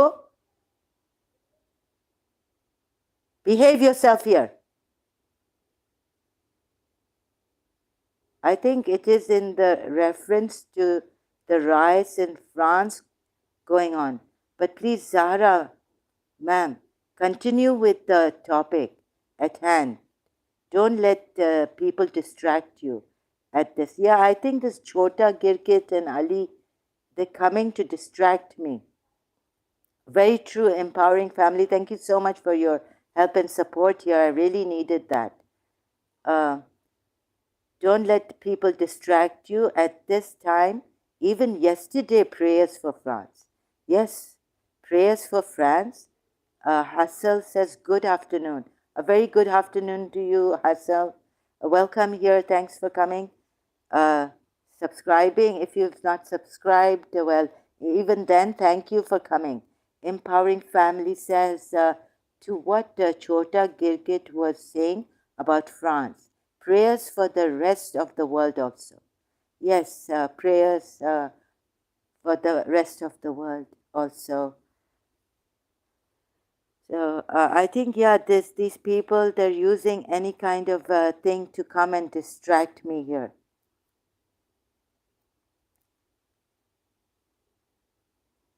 And I'm not feeling well, so with my condition, I'm doing what I can. Thank you so much, Empowering Family. God bless you too.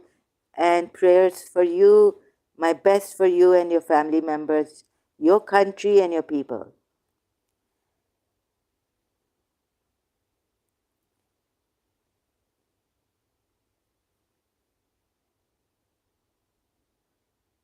Okay, so this man, through the Quran ayats and showing properly, like the Shias, they give stories to defend Prophet Muhammad. The stories they've given, the Shias also, in multilingual Quran.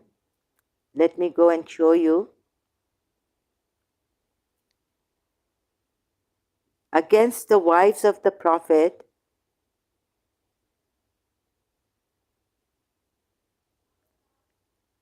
this is the story the Shias and their Imams have given, learning from Ali about how to defend the Prophet in Surah Tahrim, ayat 6, where is it? Not 6, where's Surah Tahrim here?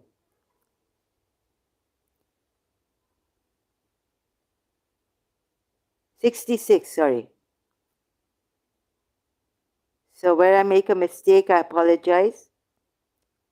Look at the stories the Shias have made up to defend Prophet Muhammad on this ayat. And here, and the Holy Prophet used to drink a glass of honey syrup whenever he visited the apartment of Zainab. Aisha and Hafsa became resentful, and Aisha devised a plot. On a day assigned to Hafsa, she was not found in her apartment as she went to her parents' house. Look at the stories these Shias devise.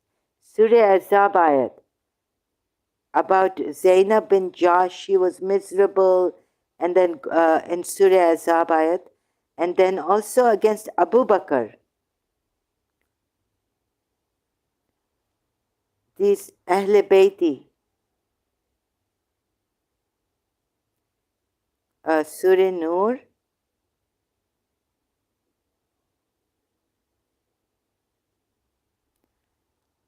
ayat 22.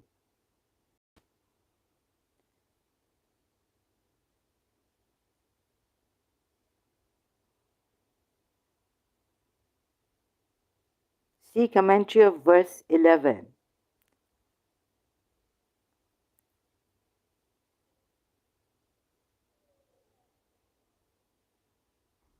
Ibn Abu Talib knew that it was an obvious lie concocted to hurt the Holy Prophet. So he asked Burera, the maid of Aisha, asking Burera, the maid of Aisha. This is so stupid. The Holy Imam gives these tafsirs, no one is making things up. Really. Making things up against Abu Bakr and Aisha, and polities to blame them heavily. And where do these stories come from? Holy Imam, so they are right. They are not making up stories to defend Prophet Muhammad, putting false blame on Aisha and Abu Bakr. This is a true Shia. Ali is a true Shia. Do you see this? Mistah was a Sahaba, companion of the Holy Prophet, but because of his role, this Ali is a liar. Ali ibn Abu Talib is a liar, killer. You've got to see how they make up false accusations against the Yathrib people, the polytheists. Now you've come you are that Ali ex-Muslim, right? Now Ali Shia ex-Muslim has come showing his true colors. The Holy Imams gives these tafsirs, no one is making things up. No. According to whom? Do you know if this is Prophet Muhammad, in whose heart the trusted spirit brought this? How do you know that? And do you think the polytheists didn't have a lineage? Forefathers were believing in the gods, worshipping them? Do you think in their hearts God had not brought down this, allowing them?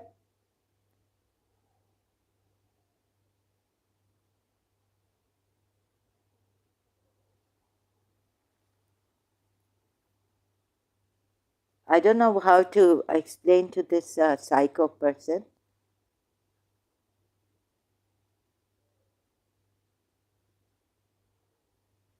When the Quran has contradictions, for God's sakes. Sorry, I cannot talk to a psycho. It just makes me sicker, more sick. It disturbs the living daylights.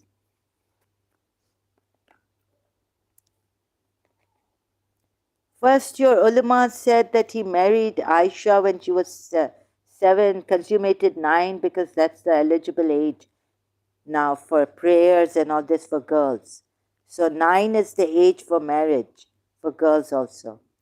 They set that age according to Prophet Muhammad's action, consummating the marriage with Aisha.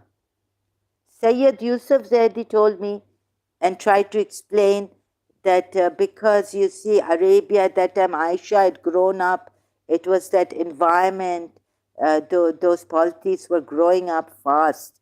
At the age of 9, they were like, compared to the age here, children, times have changed.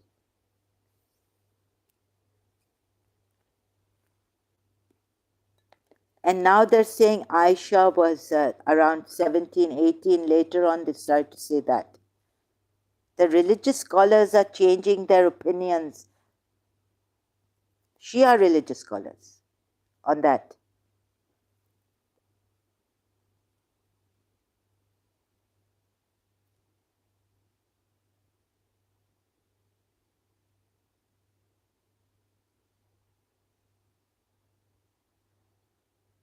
Making up stories.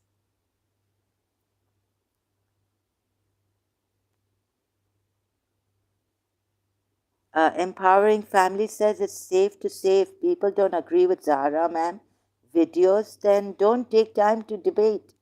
Yes, please. That's what I have told him in the earlier stages, earlier on in this live stream. Ma'am, then don't take time to debate. I think what she's trying to say is, if you don't agree, then save comments until after she's done. Yes, that's what I keep saying. And the way this Ali guy is commenting, Ali says you can't believe the Sunnis nonsense just because it is anti-Shia. Show me your evidences.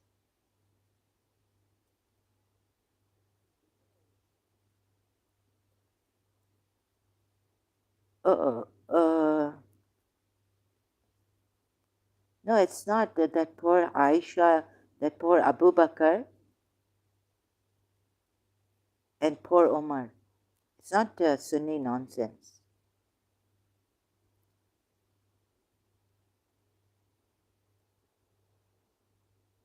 It's it's Fatima's nonsense. Prophet Muhammad's daughter's nonsense. Fadak se greedy. She was so greedy for Fadak. Abu Bakr was right.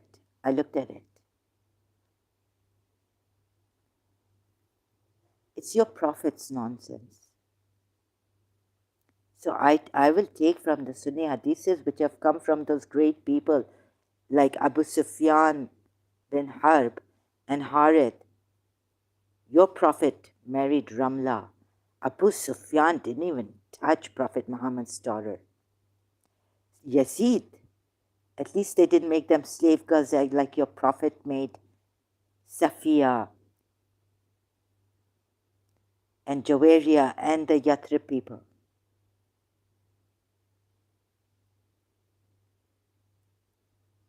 अब अपने सही colour में आए हो Ali Shah x Muslim.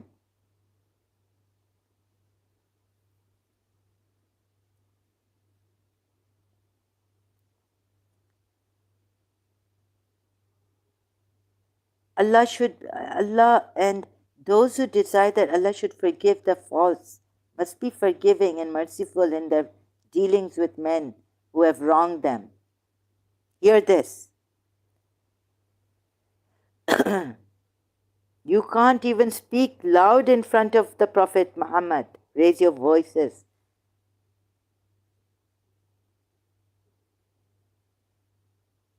Hassel says, which firqa will enter heaven according to hadith? I don't want to go there in that kind of a thing. That's not the topic.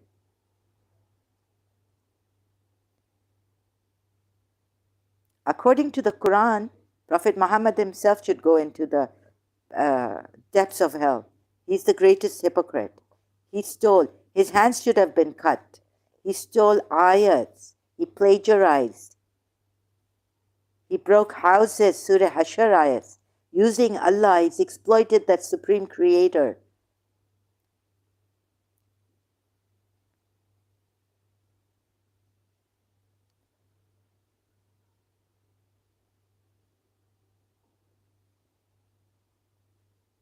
ये शिया बड़ा बदतमीज आया है इधर. Very bad mannered. Shia.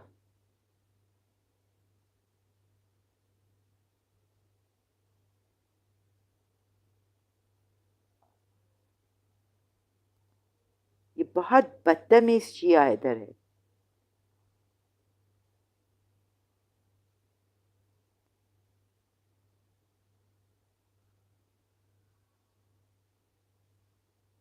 ये अली शाह है x मुस्लिम जो अपने आप को कहता था. I have to go in what's the time now?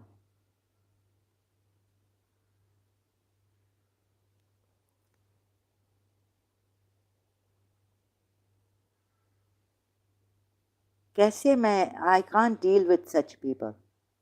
The way they question me, I'm sorry, they bring out the worst in me.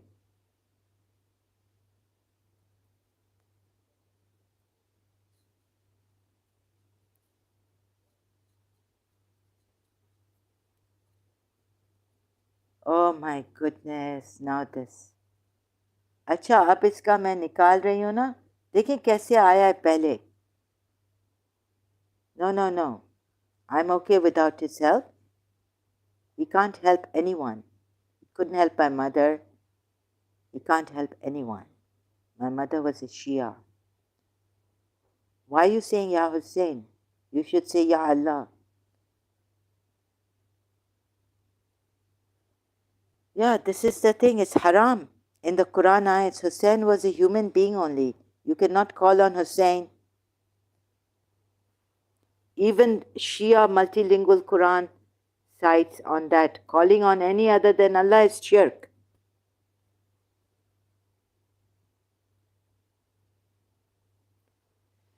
Empowering Family says, Zara ma'am, can we please have your email address? Can you please put, no, I cannot put it here. Sorry. Why would you ask my email address? I don't give my email address to anyone. Strangers here.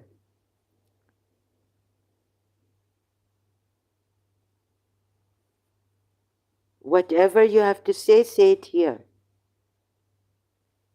I don't trust anyone. Here they come as disguised. This, oh my God, sick people. This, what is this? Someone please help me, trustworthy person. I can't deal with these people here. Time out this person.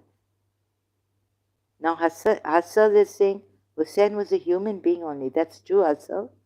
According to Quran ayats, you should not call on Hussein.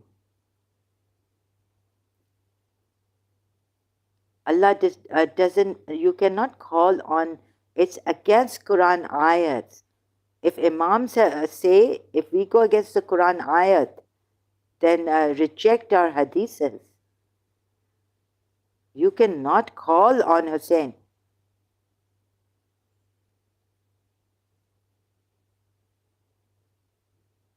Empowering Family says, we understand. Thank you so much for understanding. Sorry about this. It's okay. And yeah, just hope you understand, right? And yes, I agree, Hassel. Empowering Family says, great point. Okay, sir, no problem, Hassel says. Okay, so yeah, no matter which way you go in the Quran, there's no way that God blessed Hussein in a way that you should call on Hussein for anything whatsoever. Because we're told that only Allah is the one who can guide. Even the ones you love, you cannot guide.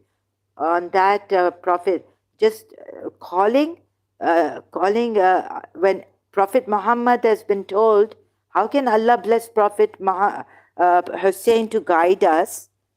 How can Allah bless? How? Where in the Quran is it said? Calling on Hussein. Ya Hussein, help this lady to be guided. How can Hussein or love for Hussein help us guide, be guided? Do you know the verses of intercession? The verses of intercession are about Judgment Day, and only when Allah permits, but you cannot call on them to be guided, because Allah says, Allah tells Prophet Muhammad, you, O Prophet, cannot guide, at least in the love way. You, O Prophet, cannot guide those whom you love. Allah guides. So, as a Shia, I realized Shia's love for Azadaris, all that, only Allah guides. You surely cannot guide whoever you love, actually. It's not even like. Surah Qasas, ayat 56. How can his grandson guide? How can his grandson guide? Forget the verses of intercession. I know them, and I've seen contradictions in the Quran ayats. Shias are in contradiction.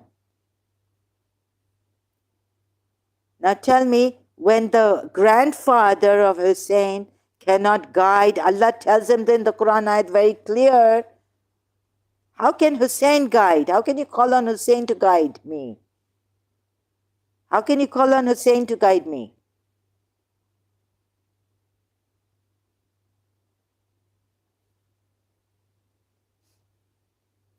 Indeed, O Muhammad, you do not guide whom you love. Actually, it's love here. What is it here? Love. Ahbabtah. It's from the hub word. Hub is love. The Prophet cannot guide the one he loves. Like the Sunnis say, that's why Ali's father, Abu Talib, died a kafir, disbeliever.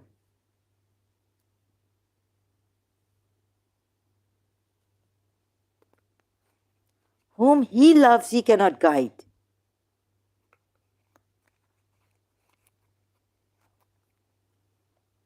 You can keep loving Imam Hussein,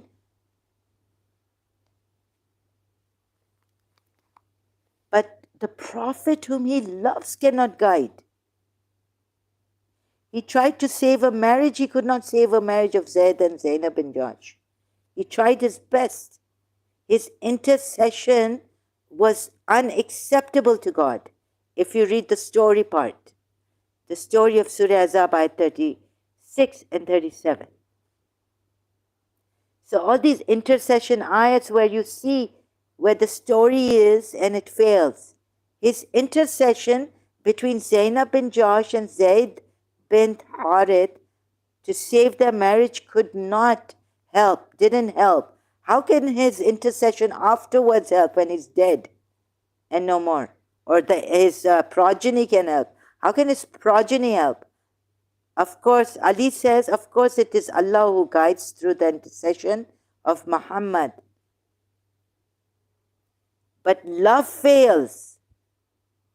Ali and Hussein. No, it's not said it like this. It doesn't say it like this. It doesn't say it like this. Only Allah guides.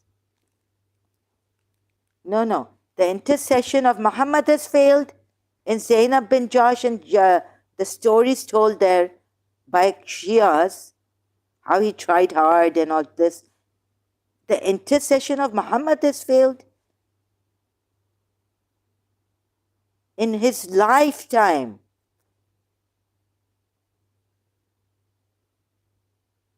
however you may put it. Then look at this, right? The intercession. This is intercession, right? So see the story in multilingual Quran.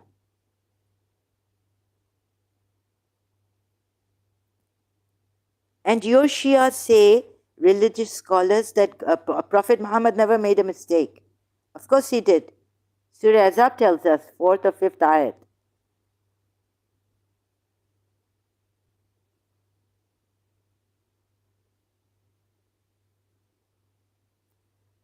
How can his intercession, this is interceding, he's like a counselor, marriage counselor, we are told. This is intercession of Muhammad to save Zainab bin Jahsh, Zainab bin Jahsh and Zayd's wedding. Marriage. Wedding was forced. Zainab bin Jahsh was forced to marry him.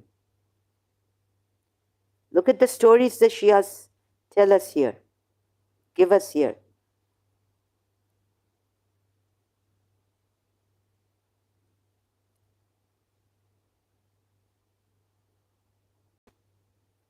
Ali killed this and that. Ali is a killer.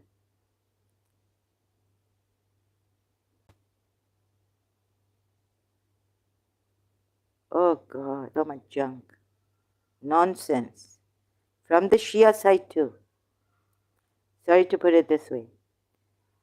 Ali, you should also see the nonsense from the Shia side. Refer to the commentary under 36, Surah Azab. Refer to the commentary, okay, that, about Zayd, Zainab and Holy Prophet. Zayd's marriage with the Holy Prophet's cousin, Zainab, daughter of Josh, was celebrated in Makkah 8 years before the Hijrat. Very good, very good. At the time of their marriage, when she was informed by the Holy Prophet, she did not like the proposal. So her brother Abdullah bin Josh, and both of them, according to Imam Muhammad bin Ali al-Baqir, the fifth Imam comes up with this, wanting to exercise the freedom. The fifth Imam is explaining about this ayat. Wanted to exercise their freedom of choice in this matter. So it's forced marriage. Then this verse was revealed. We must not put our own wisdom in competition with Allah's wisdom. He's using Allah's wisdom. You must accept it loyally and do the best we can to carry it out. We must make our will concerning to the will of, I can't even read this, sorry. That's the only truth with the al-bayt.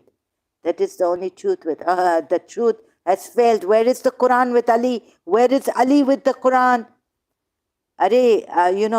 From Sunni and from Shias also Majlis, I learned that, the Sunnis say that this true Quran,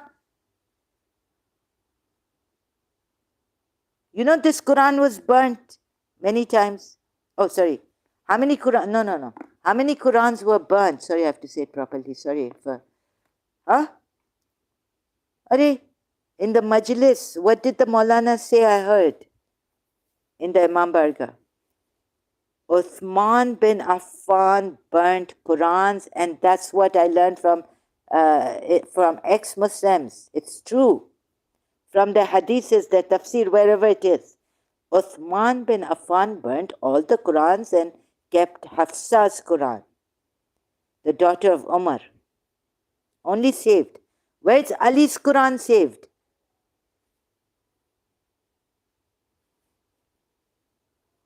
Here, this Khairat Prophet, you see what he's done here? 37 ayat. Oh, so see commentary of this. Both loved the Holy Prophet. Zainab the highborn could not reconcile. Shut up. Shut up. Sorry, I get mad. Both were good believers and both loved the Holy Prophet. But there was mutual incompatibility, and this proved to be the cause of separation between them. Really? Zayd wished to divorce her. The Holy Prophet tried his best to prevent, Rob Christian will say, emotional damage. What kind of an intercessor is he, interceder? Now, Prophet tried his best to prevent separation between them. First he orders them, so you can't even say that the Prophet doesn't force against anyone's will. He does. Allah and his Prophet, messenger do. They force them.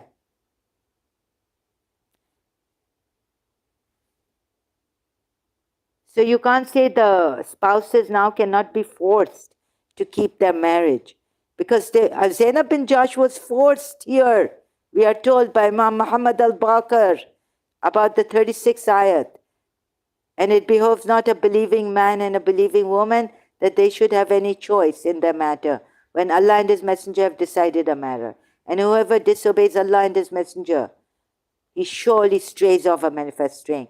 What does Imam Muhammad al-Baqir say, the fifth Imam of the Shias?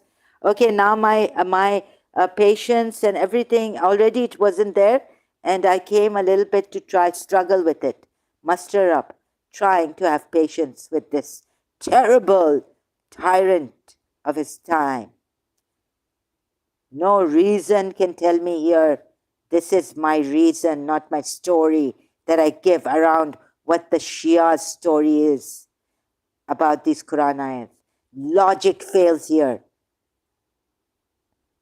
Ali, okay? Thank you very much. Those really, truly helping me. God bless you, your family members, everyone. Have a beautiful day. Whoever you are, may you reach oneness with Shiva, God, your own divinity. Live in that. Be free. Don't be scared of hellfire and all this. But that God loves you, no matter what you are. Claim that love, that freedom also. God wants you to be free, not to worship Him. like this. I'll tell you then later on how, I'll show you. True God doesn't beg for our worship. We will worship God without words. You don't have to even tell anyone. Be a Zen master. If that is what, that's the true God. You don't need to tell anyone and impose your religion on people. Thank you so much. I will go now. They do not intercede except for whom he approves. I just, oh my God. Okay, you gave me a general ayat on intercession, I know, but that's just crap. It's junk. Okay? His intercession here, Muhammad al-Bakr Singh failed. The Shias are saying, first he forces them, Zainab bin Josh, to get married to Zaid. Then he's trying his best. What nonsense is this? In real life, the intercession of Prophet Muhammad has failed as a marriage counselor.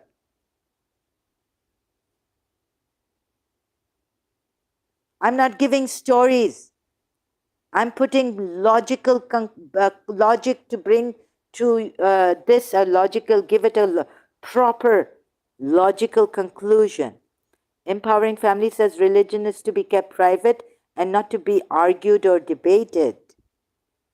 Please, Ali, don't keep debating with Zahra. No, religion is not to be personal, kept personal. It's not to be kept personal. Zaid wasn't too good enough to approve by Allah. Oh my goodness, what are these? No, empowering family, when you find that there's some cancer in this religion, you need to bring out the reasons. He is a Sahaba. I'm not, what the reason you are giving me, Baba, the reason. Why are you faltering on reason? Stick to reason. Sorry, I have to go. I can't take him. Stick to reason. Yes, correct. What I meant is like not in this manner only. Well, please then put it properly, because if you are pointing out and no. Religion, even Prophet Muhammad doesn't think it's private. This religion needs to be spread, and the family members will tell us what to do. Like my father had to hit me with a stick to pray, namaz in Ramadan, right? Then the matter of what? Personal? No, this yes, how you debate and how you argue should be different, but we need to tell the world that this religion, expose this false prophet, what he's done to our parents, saying, if your daughter doesn't pray, take a stick and hit her on her legs. Not that I complained then, I was only 16 years old. I was still a Shia. In that Ramadan in Dubai, I finished my Quran. Ah, yes, that's a good point. Thanks for the correction, Zahra ma'am. You're most welcome, Empowering Family. I wish you, sir. No, Ali, that wasn't Islam. He should have taught you with love. No, that is Islam. You are told, there's a saying of Imams, he told me, that if your daughter or your son doesn't pray, you can hit them. That's what my father told me. That is Islam. That is Shia Islam. And our Imams have said it. That's what he told me. That you stand on the namaz. I will take a stick. Made me stand on the Janamaz prayer mat. Pray. Taga. The ones I've missed. The prayers I've missed. Sorry for the mix-up of words. It's okay, Empowering Family. I hope I understand. I'm not feeling very well now. Ali, where's your Shia Islam? Sorry, my father quoted Imam saying. Sorry to hear that. I don't think you are sorry, but it's okay. Anyways, I didn't change my religion then.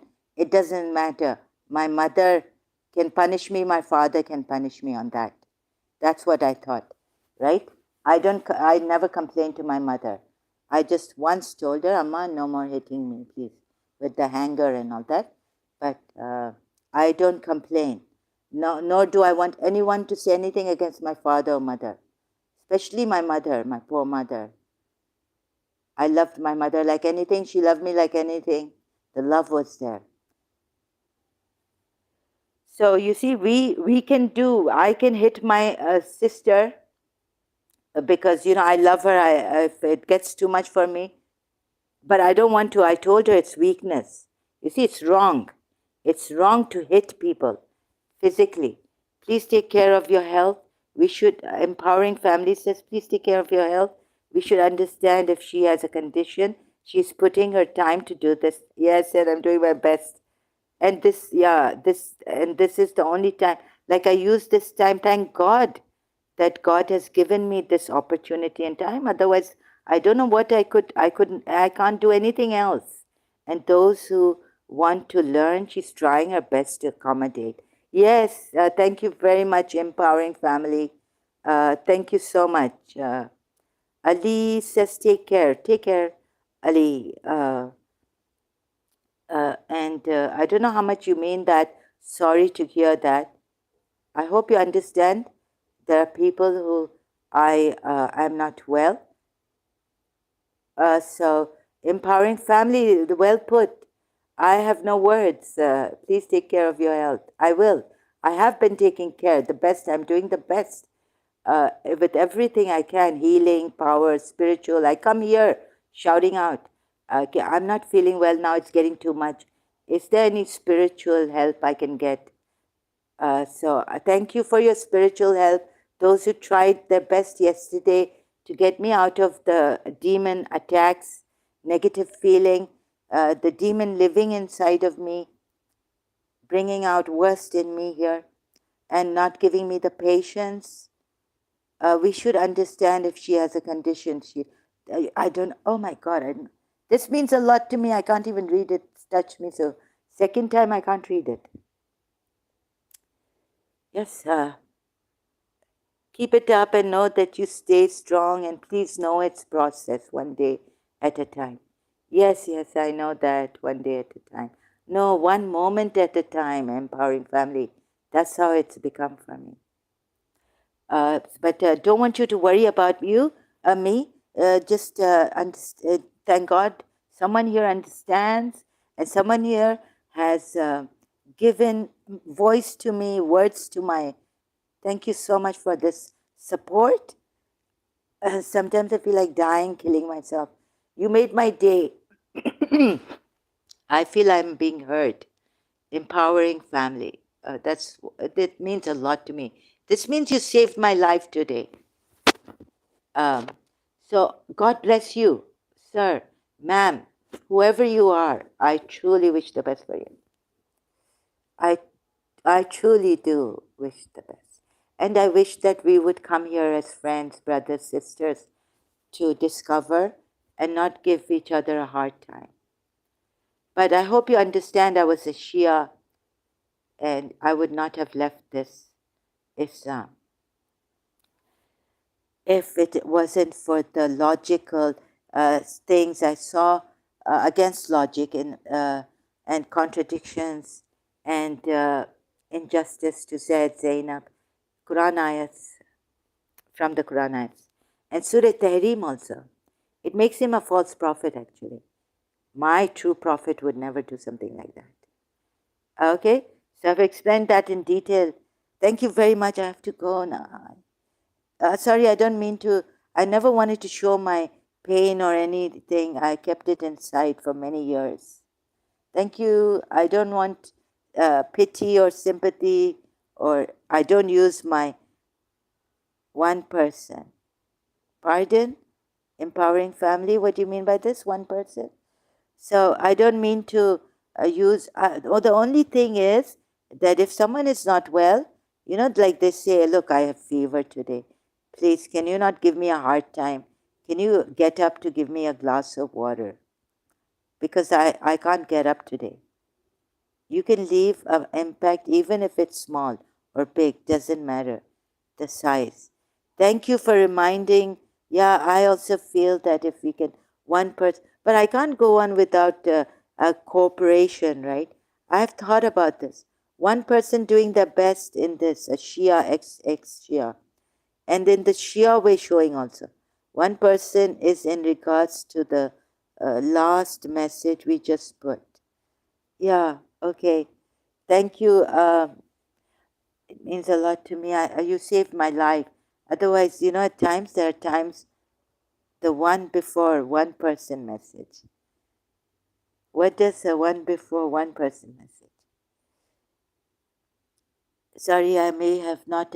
I'm now very tired. I know you mean the best. Sorry if I can't. My mind is now closed. I just need to take that beautiful message from you, Empowering Family, giving me a voice, giving me words, explaining my position here. Thank you so much. God bless you all. Your family members, your countries, have a wonderful day. Discover, try things out. Don't fear that God will put you in hellfire. Right? Oh God, my glasses are broken plastic. What? Chicken wing Steve. Thank you. Okay, I need to go.